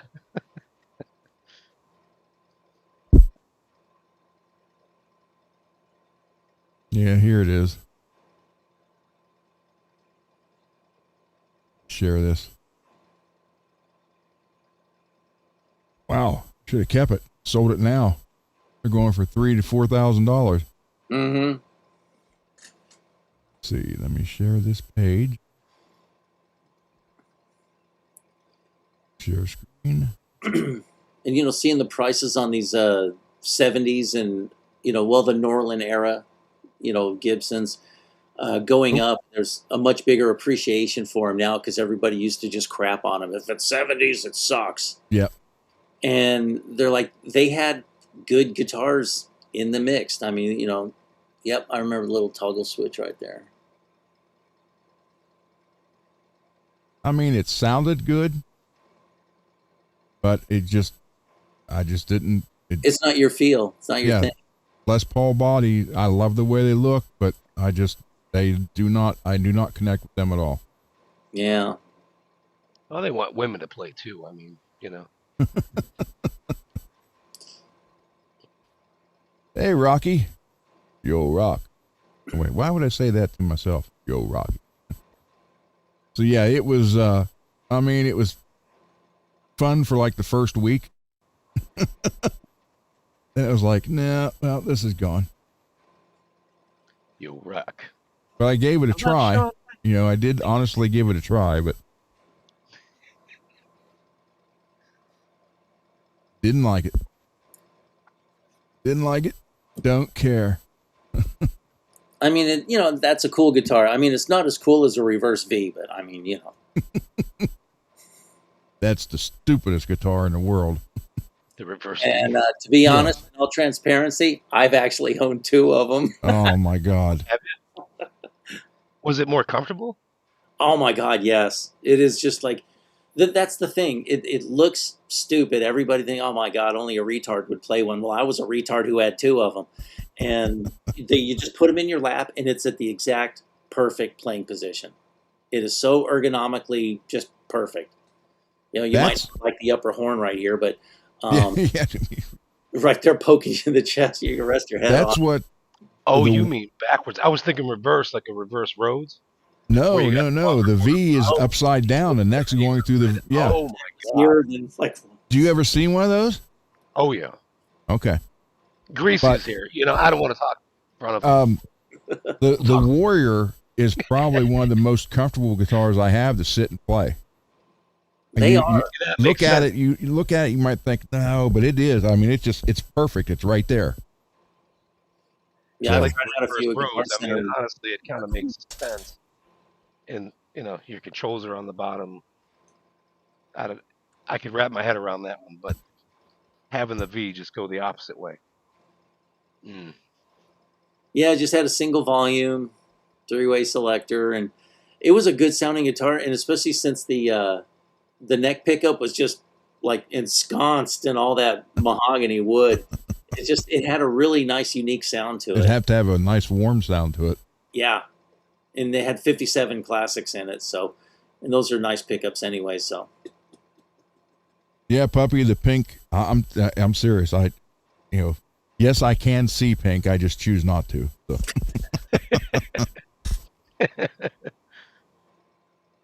Oh man, Rocky, did you buy any more PA equipment? Rocky bought a B52 amp on my recommendation. oh, nice. And then I told him, I said, if you get the cabinets are built great. They're built like Mesa cabinets, nice, thick. They're cheap. But speakers suck. Oh yeah. So he bought the head and the cabinets, then upgraded the speakers, and then Rocky will tell you, they sound a lot nicer. And it's that AT100 head will surprise you. Yeah. That's like a sleeper. Sometimes you can get the head alone for under $200. Damn. And that's like a sleeper triple rectifier. You have either all tubes, half tubes and half solid state, or all solid state. Wow. What kind of speakers did he put in it?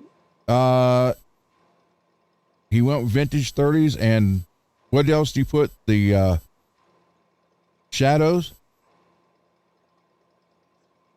Yo, Rock, we're talking to you, man. He'll tell you. Celestion 75. There it is. It's hot. Celestion 75s. Sounds great.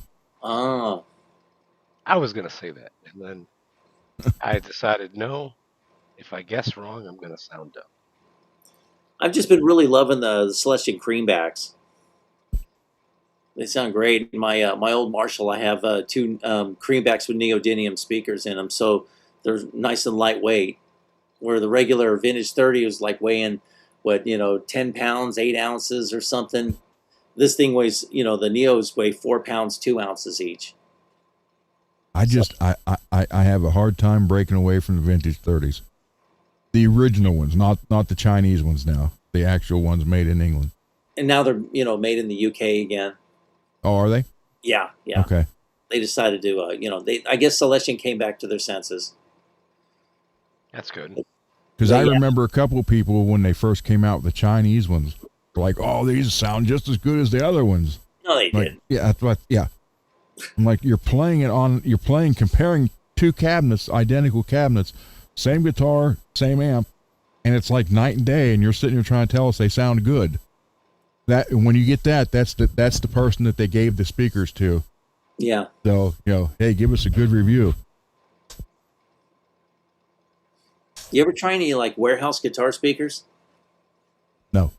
I haven't. They're American made. They seem to be pretty good. A lot of people like them, and the prices are pretty good. They have their greenback and vintage 30 equivalents. I'd like to try that, but I have a hard time getting away from the vintage 30s. I like it. It's got the sound I want. Why move from it? That's but I was a vintage 30 guy myself, and then I don't know. I just started leaning more into like the greenback sound, and that's why I like the creambacks, because you have the vintage 30 power handling capabilities, but you have the greenback tone. And with the Neos, they're just lighter. Have you ever tried the blackbacks? I've tried the blackbacks. And? Oh, yeah. I like really? those. Okay. Yeah. Oh, yeah. I would love to have a 412 cab with blackbacks in it. Yeah. But I would like to try the Celestion Alnico Cream. There you go. Rocky's saying he has several different brands of cabinets with English vintage 30s. Needed something different. Chinese vintage 30s sound tinny. Thank you. But they do. Yeah. I mean, there's a reason why there was a big price difference between the UK and China. Yeah. Something is cheaper in that. So that tells you it's not going to sound the same. So, yeah, they're exactly the same, but sometimes I just thought that the metal in the frames looked a bit off to me. Like it might not have been the exact same metallic composition. I'm just, I never paid attention to that. And I noticed shit like that. And I was just like, I don't know, something looks a little off. It's kind of hard to put your finger on it, but, and metallurgy, like we were talking about, like winding pickups, like the PAF, it's just like that one particular PAF. That's what. Not all of them. Yep. They're all over. You got these winding, some gals like all depressed over her boyfriend dumped her, and she's gonna like, scatter wind, or like, her scatter winding is gonna be really bad that day, and the pickup might be super hot, or somebody's in a hurry, and it might be really low output, and those guitars. 40s and 50s, there was no set. Yeah, it was you could buy the same pickup, the two in a row, and they sound completely different. Yeah, and that's the thing. Yeah, I like that. Oh, we copied that legacy sound from that pickup, not from all of them. So it's crazy how they try to do that, but because they say that, well, let's double the price. One guy said, and I laughed at him. I mean, yeah, if I could find some old growth maple for the spacers, and I'll get more authentic. I'm like, dude, come on. Like old growth maple. Okay. That's crazy. Next thing, I'm going to get some roasted maple to see if it stiffens up my, well, like I said, for the long time, the bobbins, plastic, the copper wire is copper wire, so, I mean, as far as the components, yeah, I mean, you can get a better magnet, and now you can get the better wire. Yeah. But, you get, like I said, the $400 for those Lawlers, was it worth it? I don't think so. Not now. I did at the time, but I thought I'd try it. Now, it just wasn't worth $400. Yeah, like everybody, try the bare knuckles. I'm good with Duncan's. Yep. I've met and talked to, Seymour a bunch of times. And, when I was working at this one store called West LA Music, and in the Santa Monica Civic Center, they had they called it the World Guitar Show. And so we had, our vintage guitars that we had. So I'm just sitting there in the booth, and Seymour comes up and starts hanging out. And the thing I like about Seymour, when he and I chat, it's not about pickups. We start talking about like photography and stuff, because I found out that he's a photo bug. So then I'm like, oh, that's cool. So then he recommended a good DSLR for me and stuff. And we're talking about lenses. And I'll talk to other people about things that aren't really music related.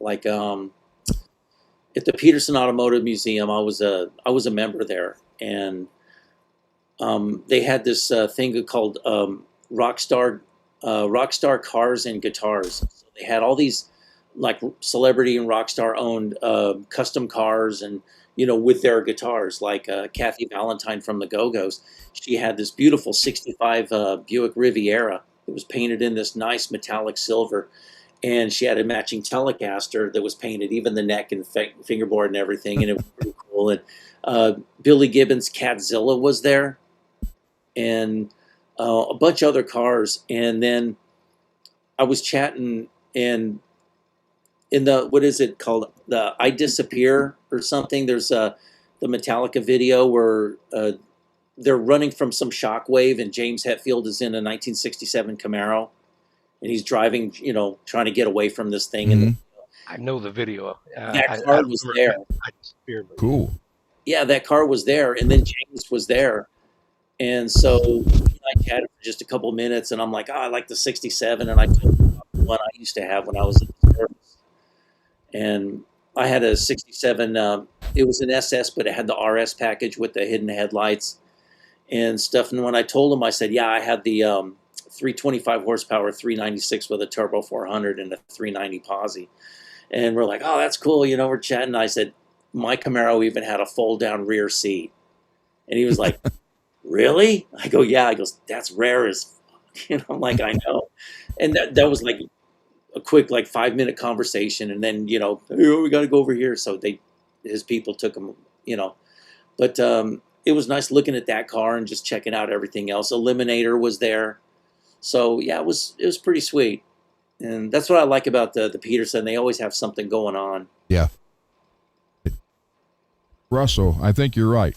Russell said that he didn't think the Lawlers fit into my sound profile. Yeah. See that, and that's what I get for trying to change, trying a change. So I mean, yeah, I could. I mean, they've been in the guitar for a couple months, so I could take them out, put them on reverb. Take that money and buy 2 sets of Seymour Duncans. Yeah, and on the Sandimas, Duncan metal covered pickups, they kind of, I don't know, they look better with uncovered pickups. That's just me, though. Well, I was going for the all chrome look on that guitar, and actually those pickups, believe it or not, oh, this is all caught now, are basically designed for a semi-hollow body. And I thought, well, that would really change the sound of them in this body. Yeah. So it's not that they don't sound bad, but it's not what I'm looking for. Right. Yeah. So now Gibson Dirty Fingers, they were made for a semi-hollow body, weren't they? I don't know. I think so. I heard somebody say that I respected it. So yeah, I mean, right. And then I heard somebody put it in a solid guitar like that, and I was really impressed. Well, that was cool. John Sykes recorded that 1987 Whitesnake album with Dirty Fingers. Oh, okay. I think he probably had the neck and bridge pickups, in that custom. Yeah, and now Gibson's offering the original 3-magnet, and now a single magnet Dirty Fingers. Oh, interesting. Ron, how good do those hum? I didn't put them in a guitar yet, puppy. I did wax pot them. Actually, Dave is sending me a guitar, so I might put them in there to see how they sound. This Dave? Yeah, you. Yeah. Okay. Now you can put that neck and that body together if you want to. I just, if you want me to make it fit before I send you, that'd be fine. No, It's I'll got do the it. wheel, so I'd have to cut the body. But I just figured you would I have do have a couple Jackson necks though. Okay, yeah, you probably use a Jackson. It's 2 and 3/16 for the neck pocket on it. Okay. So yeah, this is they don't sound bad. They're just not for me. That's basically what it comes out to. So, Yeah. but I was going for the whole chrome, solid chrome thing there. So, but I'll probably take them out and sell them, and then buy some more Seymours and never drift away from Seymour Duncan ever again. That's a really classy color on that one, though. Yeah, it. I mean, this doesn't show it right with the orange, all the orange in here, but well, I have a photo of that. Russell said swap them out tonight. You could put in, I think he means like put in puppies pickups, take out the Lowler. Let's see here. So yeah, I mean, it is a very wild looking. Because matter of fact, I know I have pictures that I took outside of that in the sunlight.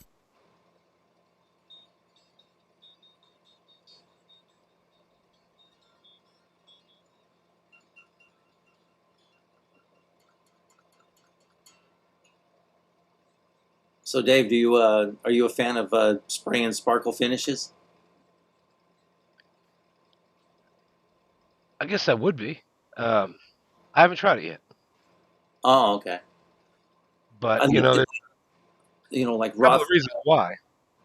First, I'd probably do what I think his name's Brad Angrove Yeah, would do, right? So he paints the color he wants, gets it the way he wants it, and then he'll put the glitter in the clear, and you get the real fine stuff from Michaels. I want to try that. I want to do that. That's more what it looks like from what you see from the orange lights. yeah, that's a gorgeous finish, though. It's metal flake. Yeah. Okay, that's pretty cool. There's. And Ron, you've heard of Roth Metal Flake?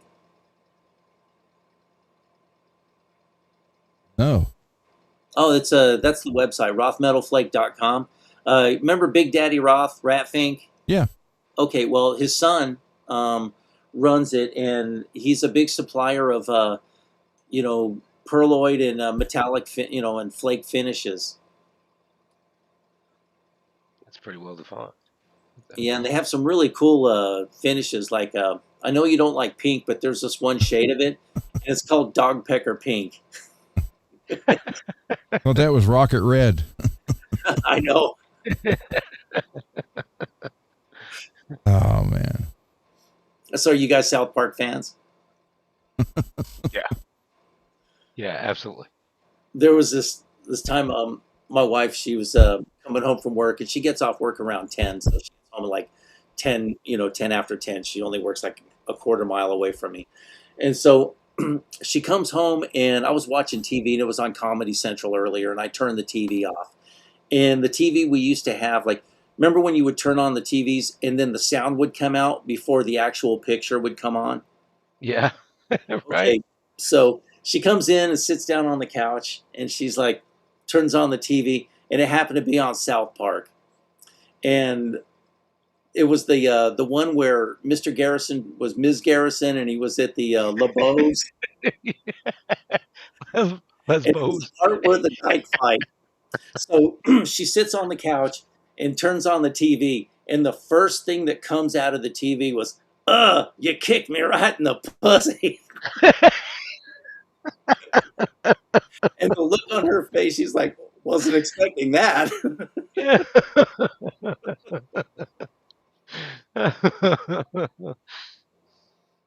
Yeah, that was that show was so messed up. It was. I don't know. That's my whole philosophy on marriage, though. You know, like Cartman and Steve Irwin.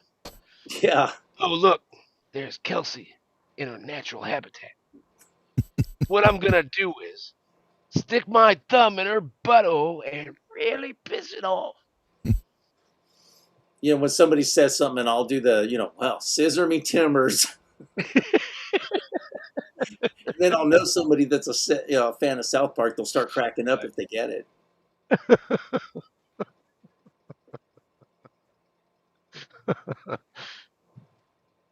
She gets me back, though. You know, don't get me wrong. I don't want to sound like I just abused my wife. MPN, are you still here?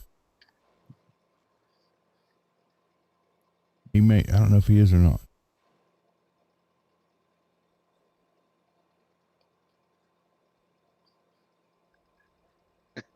Oh, Russell, Dip Your Car did a recent color mix that was, yeah, Dip Your Car is a pretty cool channel. I like watching how they do that. What did you say? Dip your cars? Yeah, it's guy gets a car and he puts like a wrap on it. Okay. He puts a different color wrap, and just to see different color combinations and stuff, and they spray it on, they could peel it right off. But they get some pretty wild color combinations. It's almost like say like when Ron combines the thing, how it was gold and black on some of those parts that he printed up for the fret polisher things. Yeah, you can get some really cool shades on the cars with the mixing that kind of material. Since you paint, some good ideas might come from that. Yeah. Oh, very true. Do, yeah. And even but check out that Roth Metal Flake. They got some really cool shades. Cool, I will. I saw this on Reverb. I just need to quit going on Reverb, and it's the green ash like that one. But look at the design at the top, the natural wood grain on the top half of this. Oh, that is cool. Okay. Okay, that's what I'm talking about. Yeah. That's pretty That is freaking sweet. Wow. And that's why I was telling everybody, there's no two of these alike, just like the Crackle. Yeah. right. So, and if you're going to buy something like this, so make sure before you buy it that you're seeing the actual guitar, not just a stock photo. Because that happens a lot on the Crackle. You look and you'll see someone with a green Crackle or the orange Crackle, and you'll see 17 different shops all showing the same photo because it's stock photo and it's not what you're going to buy. So, okay, Russell's been saying that Dip Your Cars, they got their spray booth finally finished, so they're doing whole cars again. Oh, nice. cool. So, anybody here have any questions for Dave or Greasy? Yeah, keep it clean. Anything, but keep it clean. Keep your ash clean. No one wants a dirty ash. That's right. Yeah, none of that swamp ash. You get that checked out, and then come on back. So we can, they're here. They're live on the show. Hit them up with questions.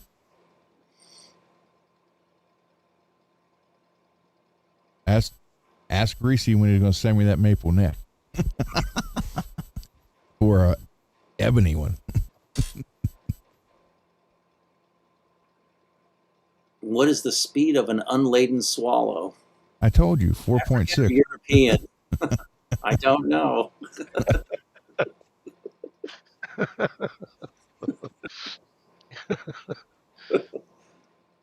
Come on, somebody's got to have some questions somewhere. How about this? What is your, out of the guitars you own, I mean, the favorite guitar you had was the weird one that I have now. But out of all the ones you have now, what's your most favorite one? Oh, good Lord. My most favorite one, I'm gonna have to say, this new one right here. When I saw this, it was like, it's 7 pounds 4 ounces. It's just I was pretty giddy. I love picking it up. Let's see what else. My Jazzmaster is fun to play. Yeah, I probably between my blue flower telly and these two, I think this one edges it out just a little bit. Yeah,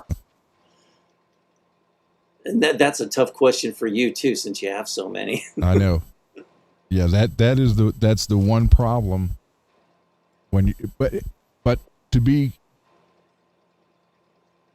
to look at that question truthfully, it would be either what mood I'm in or what I'm trying to write and record.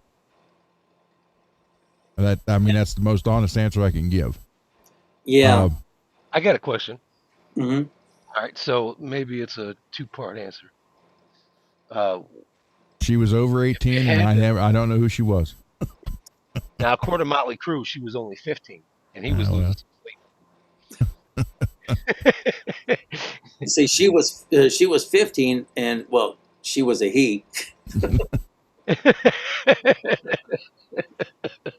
They don't want to talk about that. No, they don't want to talk about the backup singers. So I was going to ask you, what is the favorite to play? But if you had to pick one guitar to save from a disaster, which is the one that you're saving? Maybe they're both the same guitar. Maybe. Wow. Shit. I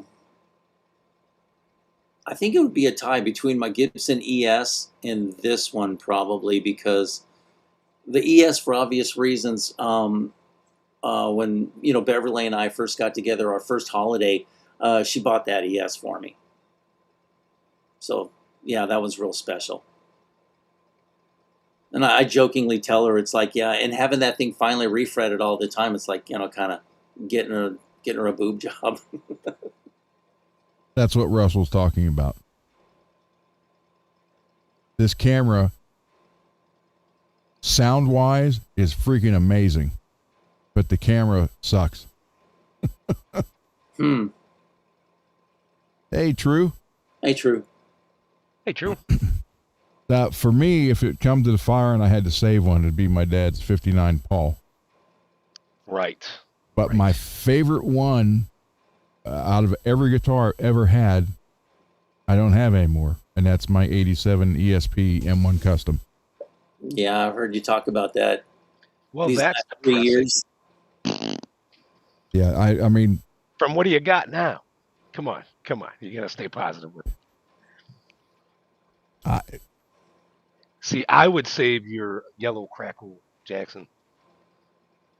I would say the 59 and the mirrored one, but I'm just kind of biased that way. Right. I'm going to say the 59 and the Sandoval. Okay, yeah, that's yeah. Because I don't have $7,000 to order another one. So hell, what are they, like 15 now? I don't know what he's charging now. I know he said he had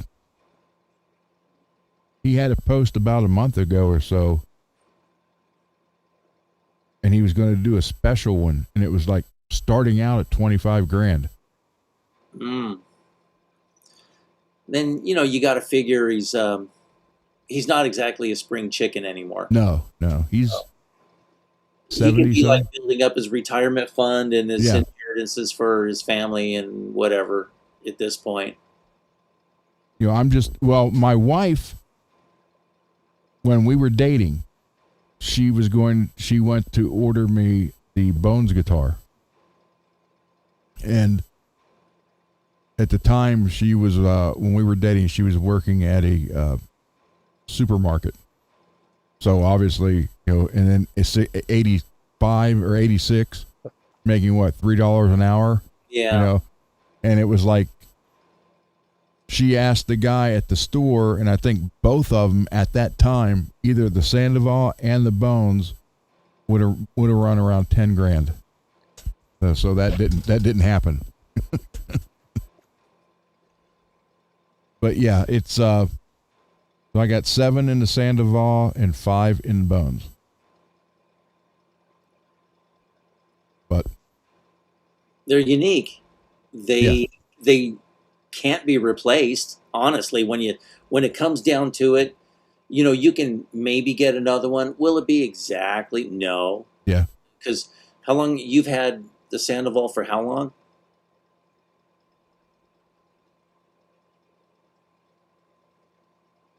Since 98, I think, somewhere around. It's written on the back, and on the back cover he wrote on the inside of it. Okay, and then Sandoval, he had a hookup for old growth wood too. Mm-hmm. So you don't know if that situation has possibly changed in recent times. So you're not going to be able to get that particular selection of that type of wood. So well, he's like, "Do you want a Floyd Rose?" I said, "No, I love Floyd, but I wanted what Randy had. Yeah, Randy had tuning issues with it. That's fine. That's what I want. So, the Bones. The only thing I changed on it was the pickup. I took the Screaming Demon off only because I wanted to put a white pickup on it for the contrast. Because I thought the white with the black, it's got an Invader on it. So the white with the black looks like Allen head cap screws on it. Goes with the white bones and the black background. Yeah, exactly. So, yeah, it's a perfect look. But I still have the Screaming Demon that came on it. So, but what a lot of people don't understand on Bones, the pickup does not sit in a cavity. It's basically bolted to the top of the body. I mean, that's it. There's like a little route, maybe 1/16 of an inch, just to get the screw below the body. That's it. The rest of the whole pickup's above. There's nothing around it. It's out in the open. So you talk about a guitar that has to be really shielded. So yeah, because I have the Firefly version of that.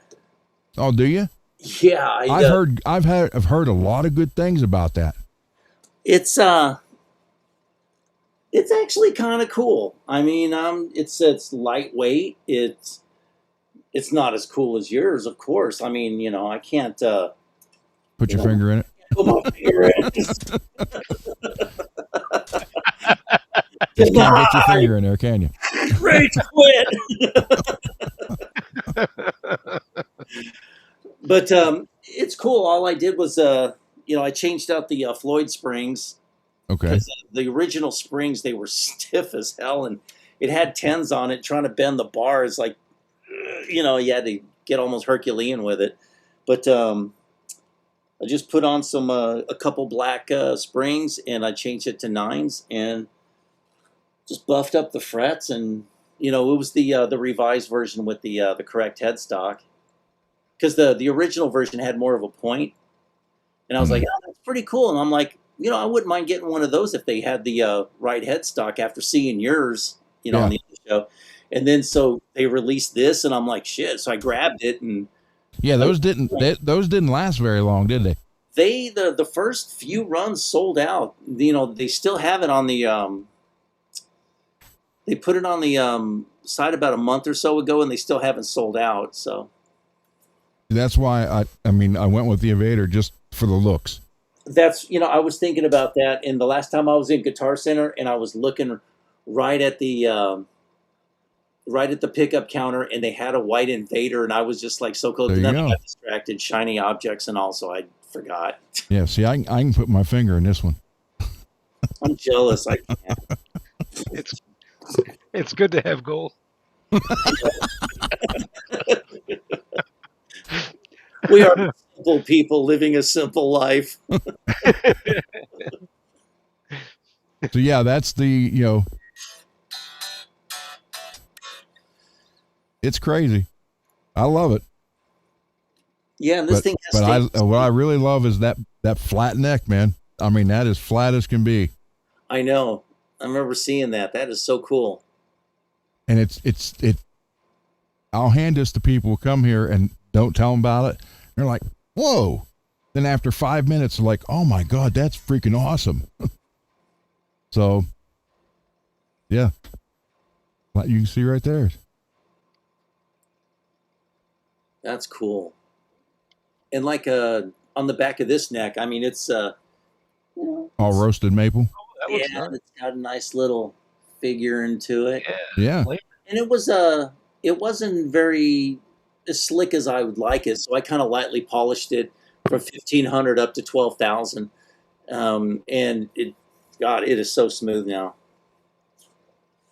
But yeah, my wife loves this guitar. She thinks it's just this is her favorite. She likes macabre stuff, and well, she and I are kind of sick. Our favorite Christmas movies are like let's see, what, Krampus and Violent Night. Those are our favorite holiday films. So I mean, we're kind of weird like that. So I'm kind of right there with you.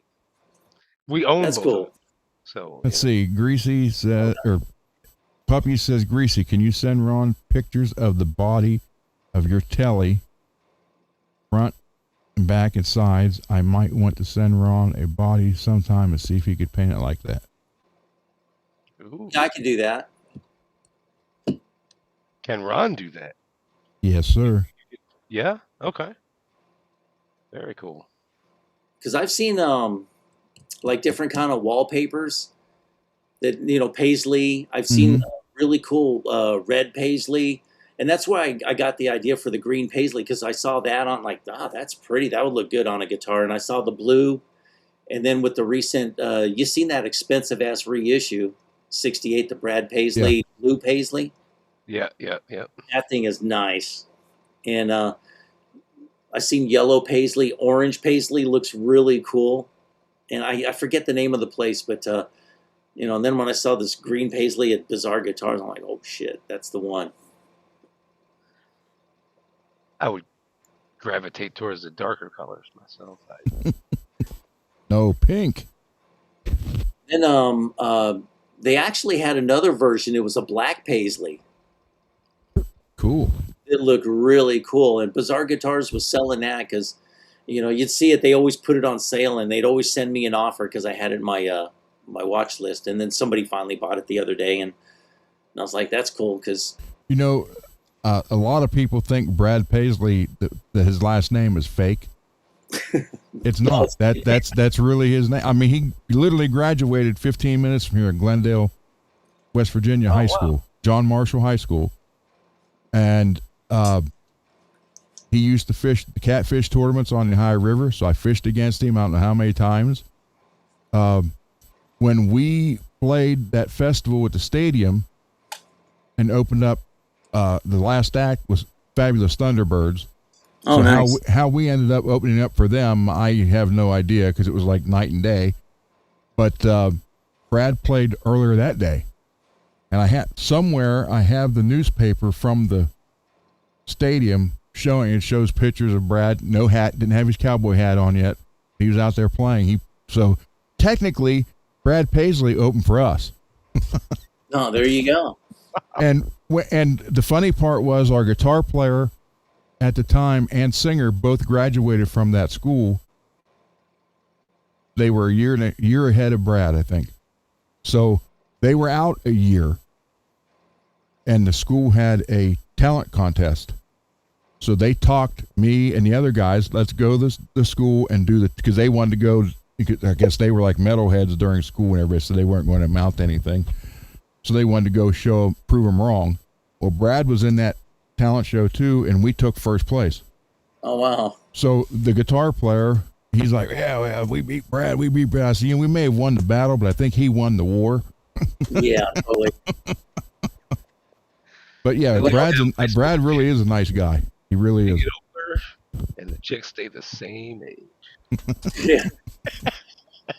When I was working at West LA Music, it was on Santa Monica Boulevard. Brad Paisley came in. He was checking out some vintage Strat we had in there, and oh my God, I wasn't even about to go there because the owner and then the other guy and then a couple other dudes and then my boss and then this other dude, like 6 guys in this tiny little room, all hovering over him while he's trying to play a guitar, and it's like, God, let him be, man. The guy who taught him how to play guitar is still the teacher at CA House in St. Clairsville. His name's Roger Horde. And Nice. A lot of times Brad has him on stage with him when he plays. Because Roger forgot more about guitar than I ever knew. Wow. But he was Brad's teacher for 2 years. And Brad's first guitars were Crook guitars, Crook Telecasters. And Crook Guitars is in Moundsville, West Virginia. That's where they're made. They're made above. They own an appliance store down below. And upstairs is where they do build the guitars. That's like 15, 20 minutes from me. So there's this, he was a talk radio host here in LA, and I used to work on his guitars. His name was Peter Tilden. And he would come into the Guitar Center where I worked and, drop off his guitars, and I'd take them home and work on them and stuff. And he had a Crook Custom signed by, that was given to him by Brad Paisley. And it had the Telly headstock on it. It was Pink Paisley, 9.5-inch radius fingerboard. I mean, that thing played so nice. It was like, wow. Well, it was funny because Brad would call over there, and the one that built the guitars, his brother belonged to our gun club. And his brother would help him with the guitars. He said Brad would call, and they had to go out. He wanted a Cadillac Telecaster, so they had to go to the Cadillac dealership and buy the emblems and stuff to put it on the guitar. So, but yeah, he would just call, and he calls out CA House all the time and talk to Roger, his old teacher. And you go over to his Glendale, where he's from.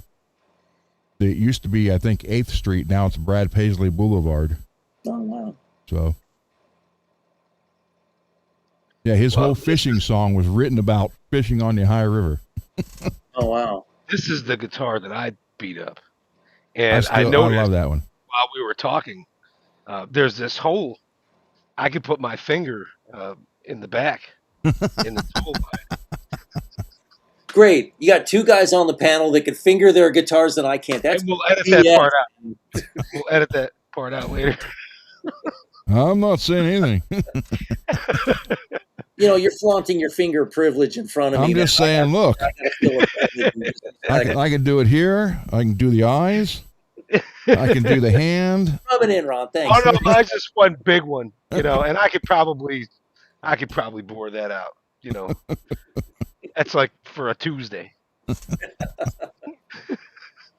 But it's funny because when I play this, I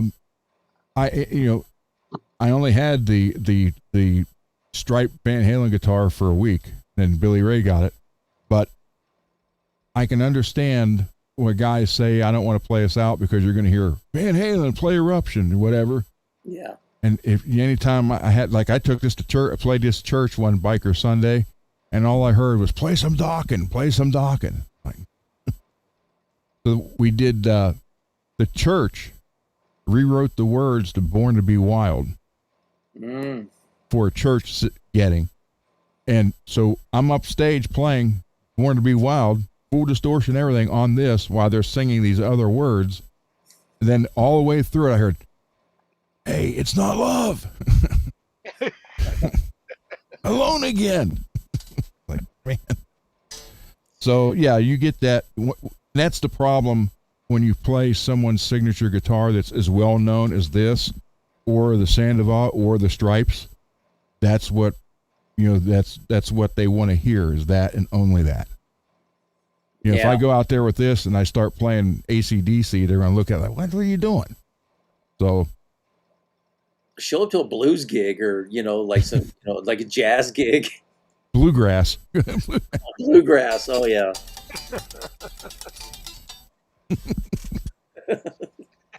That'll get them. That's why when I said, like, have some, like a BC Rich Ironbird that's kind of painted up like the, Chris Holmes' old Jackson Blood Star, like that. and they say, "Oh, that's offensive. People get mad in church." And then I'd say, "Well,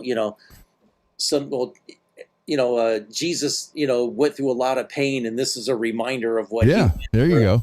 And we are God's warriors, and the road to righteousness is not an easy path, and it can get pretty bloody sometimes. And you just can spell." And then they're like, "Okay, you do make a good point." Yeah, and if I remember correctly, he was like, "Hey, hold my Easter eggs. I'll be back in 3 days." Yeah, See, he was a zombie. that's I'll have cool. to I'll have to find Good that church folk. I'll find that newspaper clipping where it talks about the show that day with Brad show without his hat.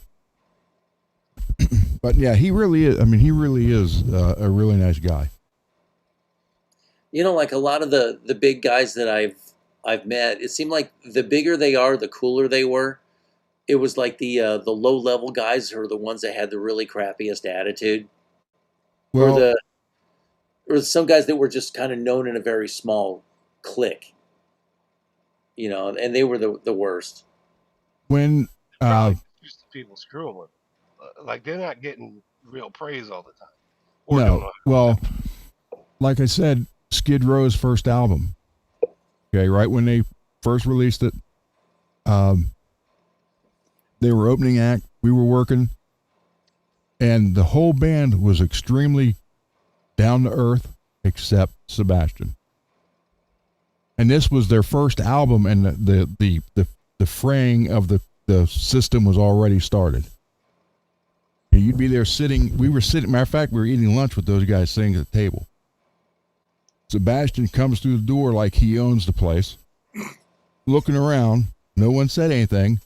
He goes up to get his food. He keeps turning around looking, and Rachel, the bass player, had the earring and the chain to it.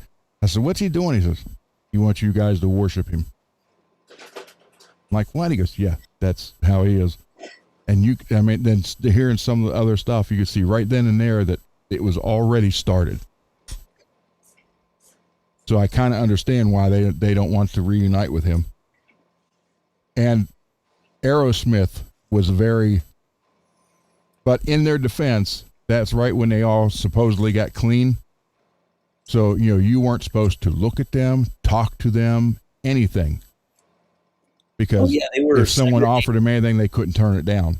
Yeah, So it was like they were in the locker room. They were in the dressing room until it was time to come out. And then it was like you almost had to turn around and let them walk past you from behind. It was like, what? So yeah, it was definitely different. yeah, Poison was great. yeah. Bret Michaels was always really cool. Mm-hmm. Yeah, when he CC could be a jerk sometimes. asshole. Yeah. He's a fucking prick. I'll just say it. I just like, I remember when I told him, I said, the song "Fallen Angel." I said, I love the guitar solo in that. I mean, just the way it's very melodic and the way it builds up.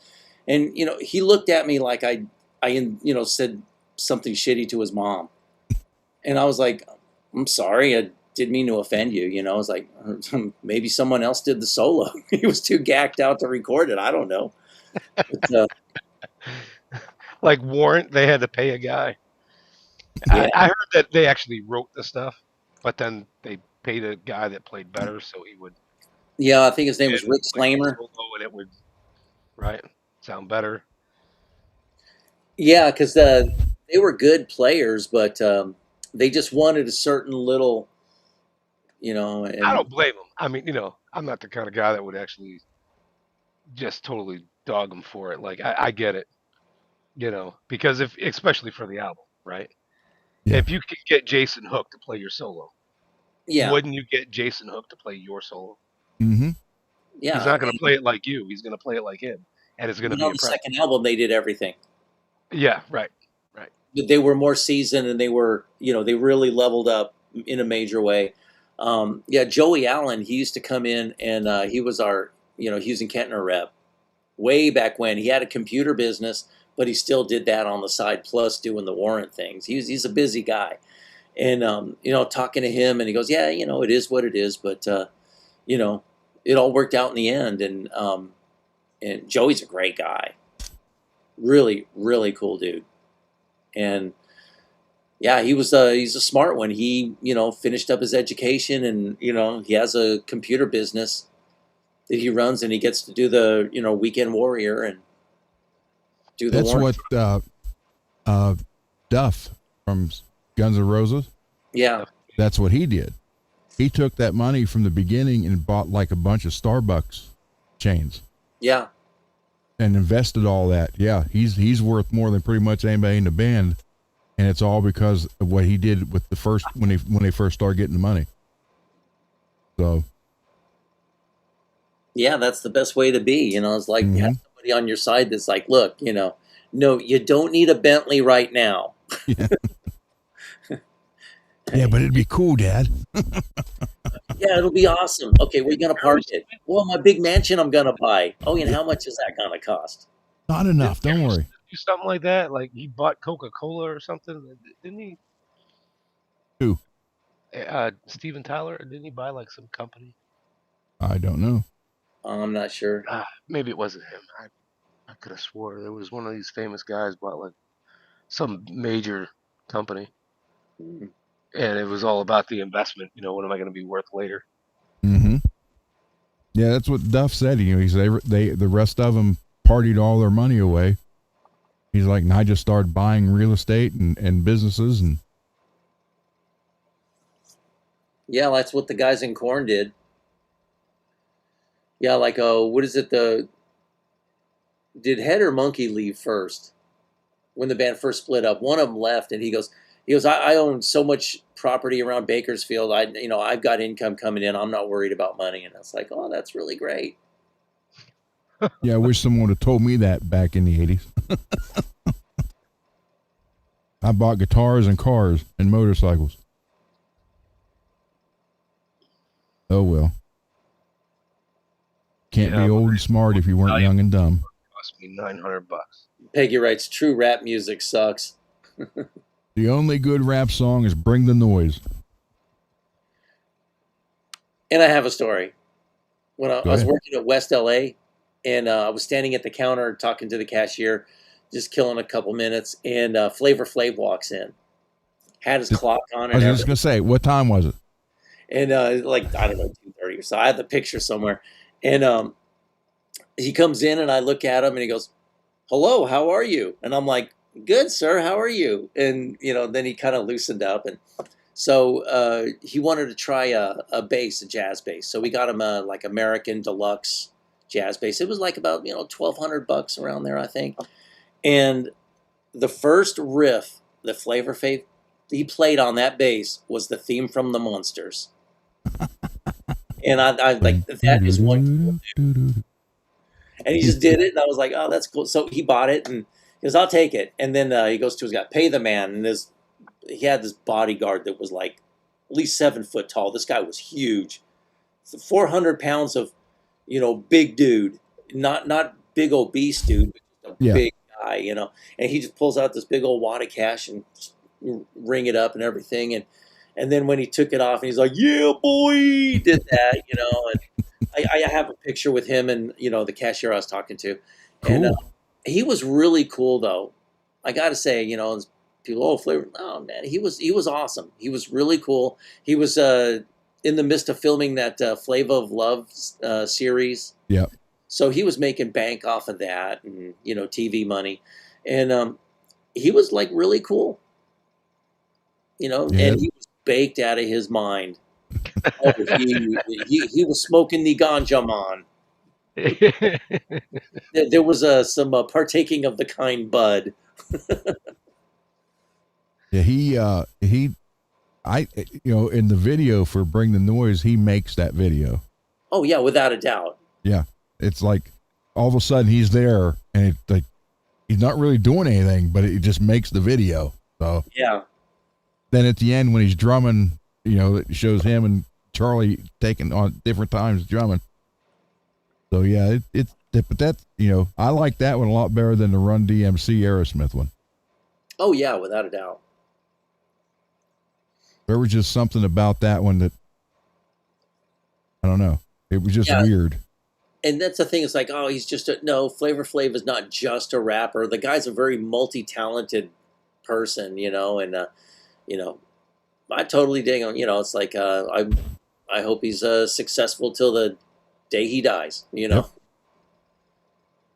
Yeah, and he was really cool with me, and yeah, like one of the neatest things is Dean DeLeo came in, and I'm a huge STP fan, and he came in with the 6-year-old son Rocco, and and Dean and I would run into each other like it'd be like every few years or something. I'd see him at, he'd come into the store, or I'd see him somewhere else, or one time at a guitar show in Santa Monica, we ran, hey man, and but it's always a nice, pleasant interchange and everything, exchange. And so one time, hey, do you mind if I get a picture with you? And he goes, no, not at all, man. So I stood there, and his 6-year-old son Rocco took the picture with my phone, and the picture came out totally awesome. You didn't get a channel ID? No, I didn't get a channel ID. I didn't even have a channel.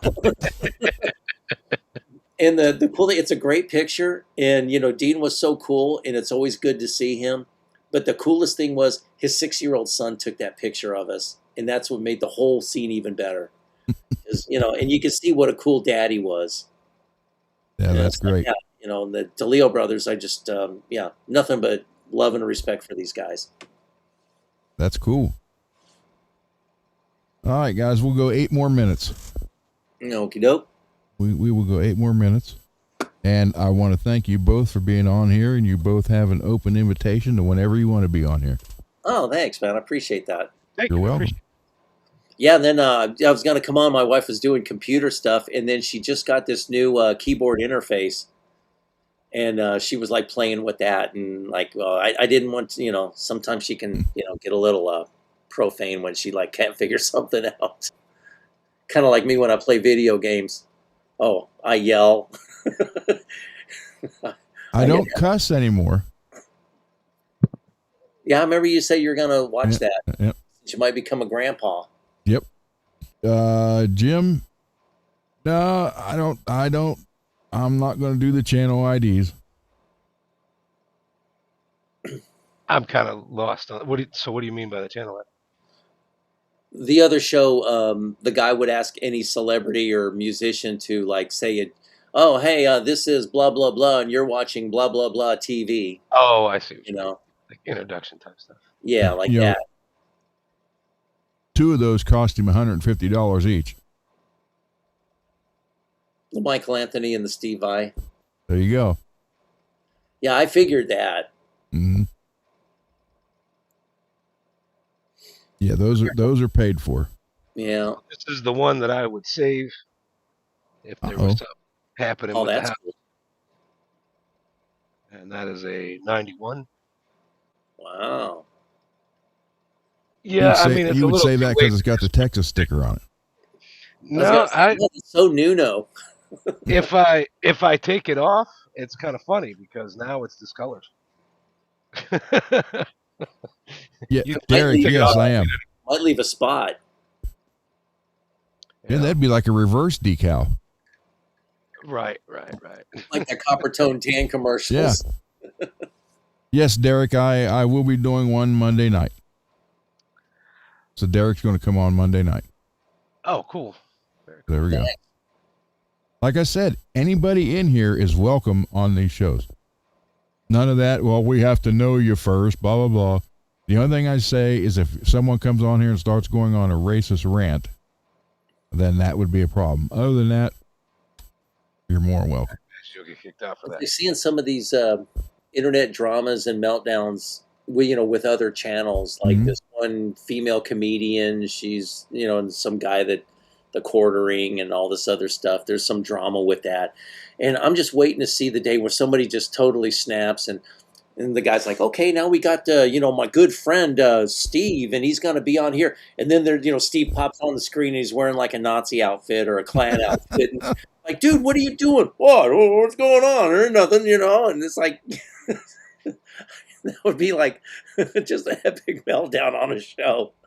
The memes would go for years. Applause box, man. Hey, true.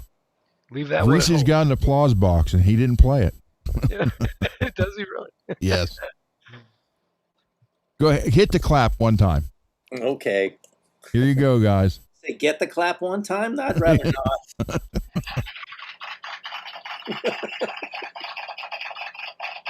There you Yeah. go. It so doesn't sound Enough like of a that. clap all the time. Just saying. So there you go. But yeah, And this is a that's the only 91. time that'll be played on your show. Thank you. And I paid a guy to. The frets were really worn down. I got it used in like 2000, 2008 when Highway 35 was on fire. That's when I got it because I couldn't make it home. I drove out to Denton University and then I couldn't make it back. And I got the guitar for $700. Wow. Oh. The guy did not know what he was selling. Like Apparently he knew it not. was an N4. He didn't know it was a 91.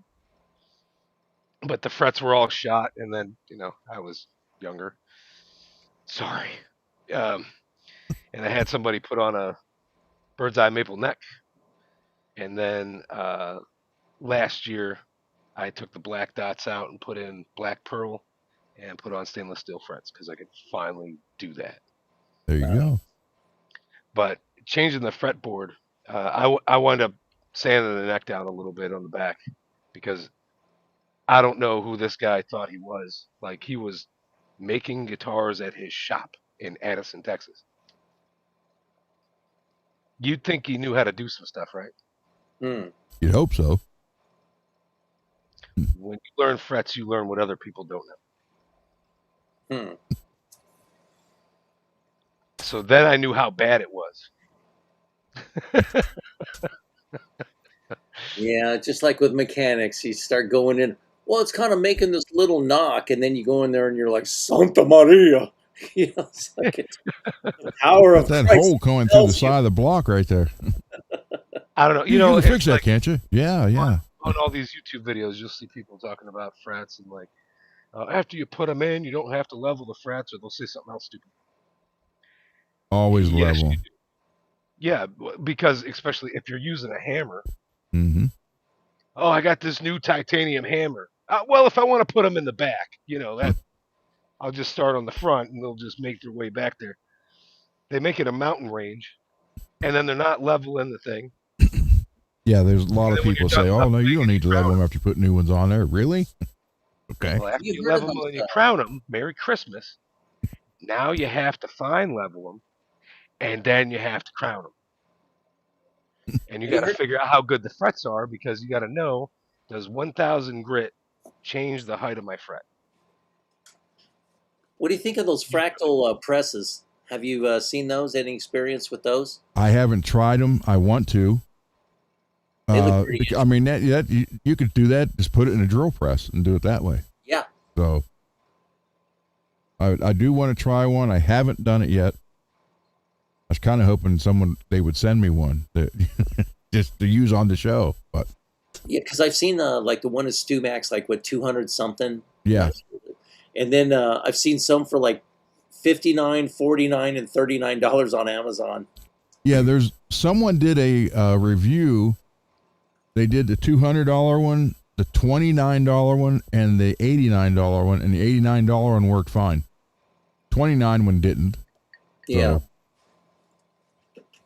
but yeah, it depends. Obviously,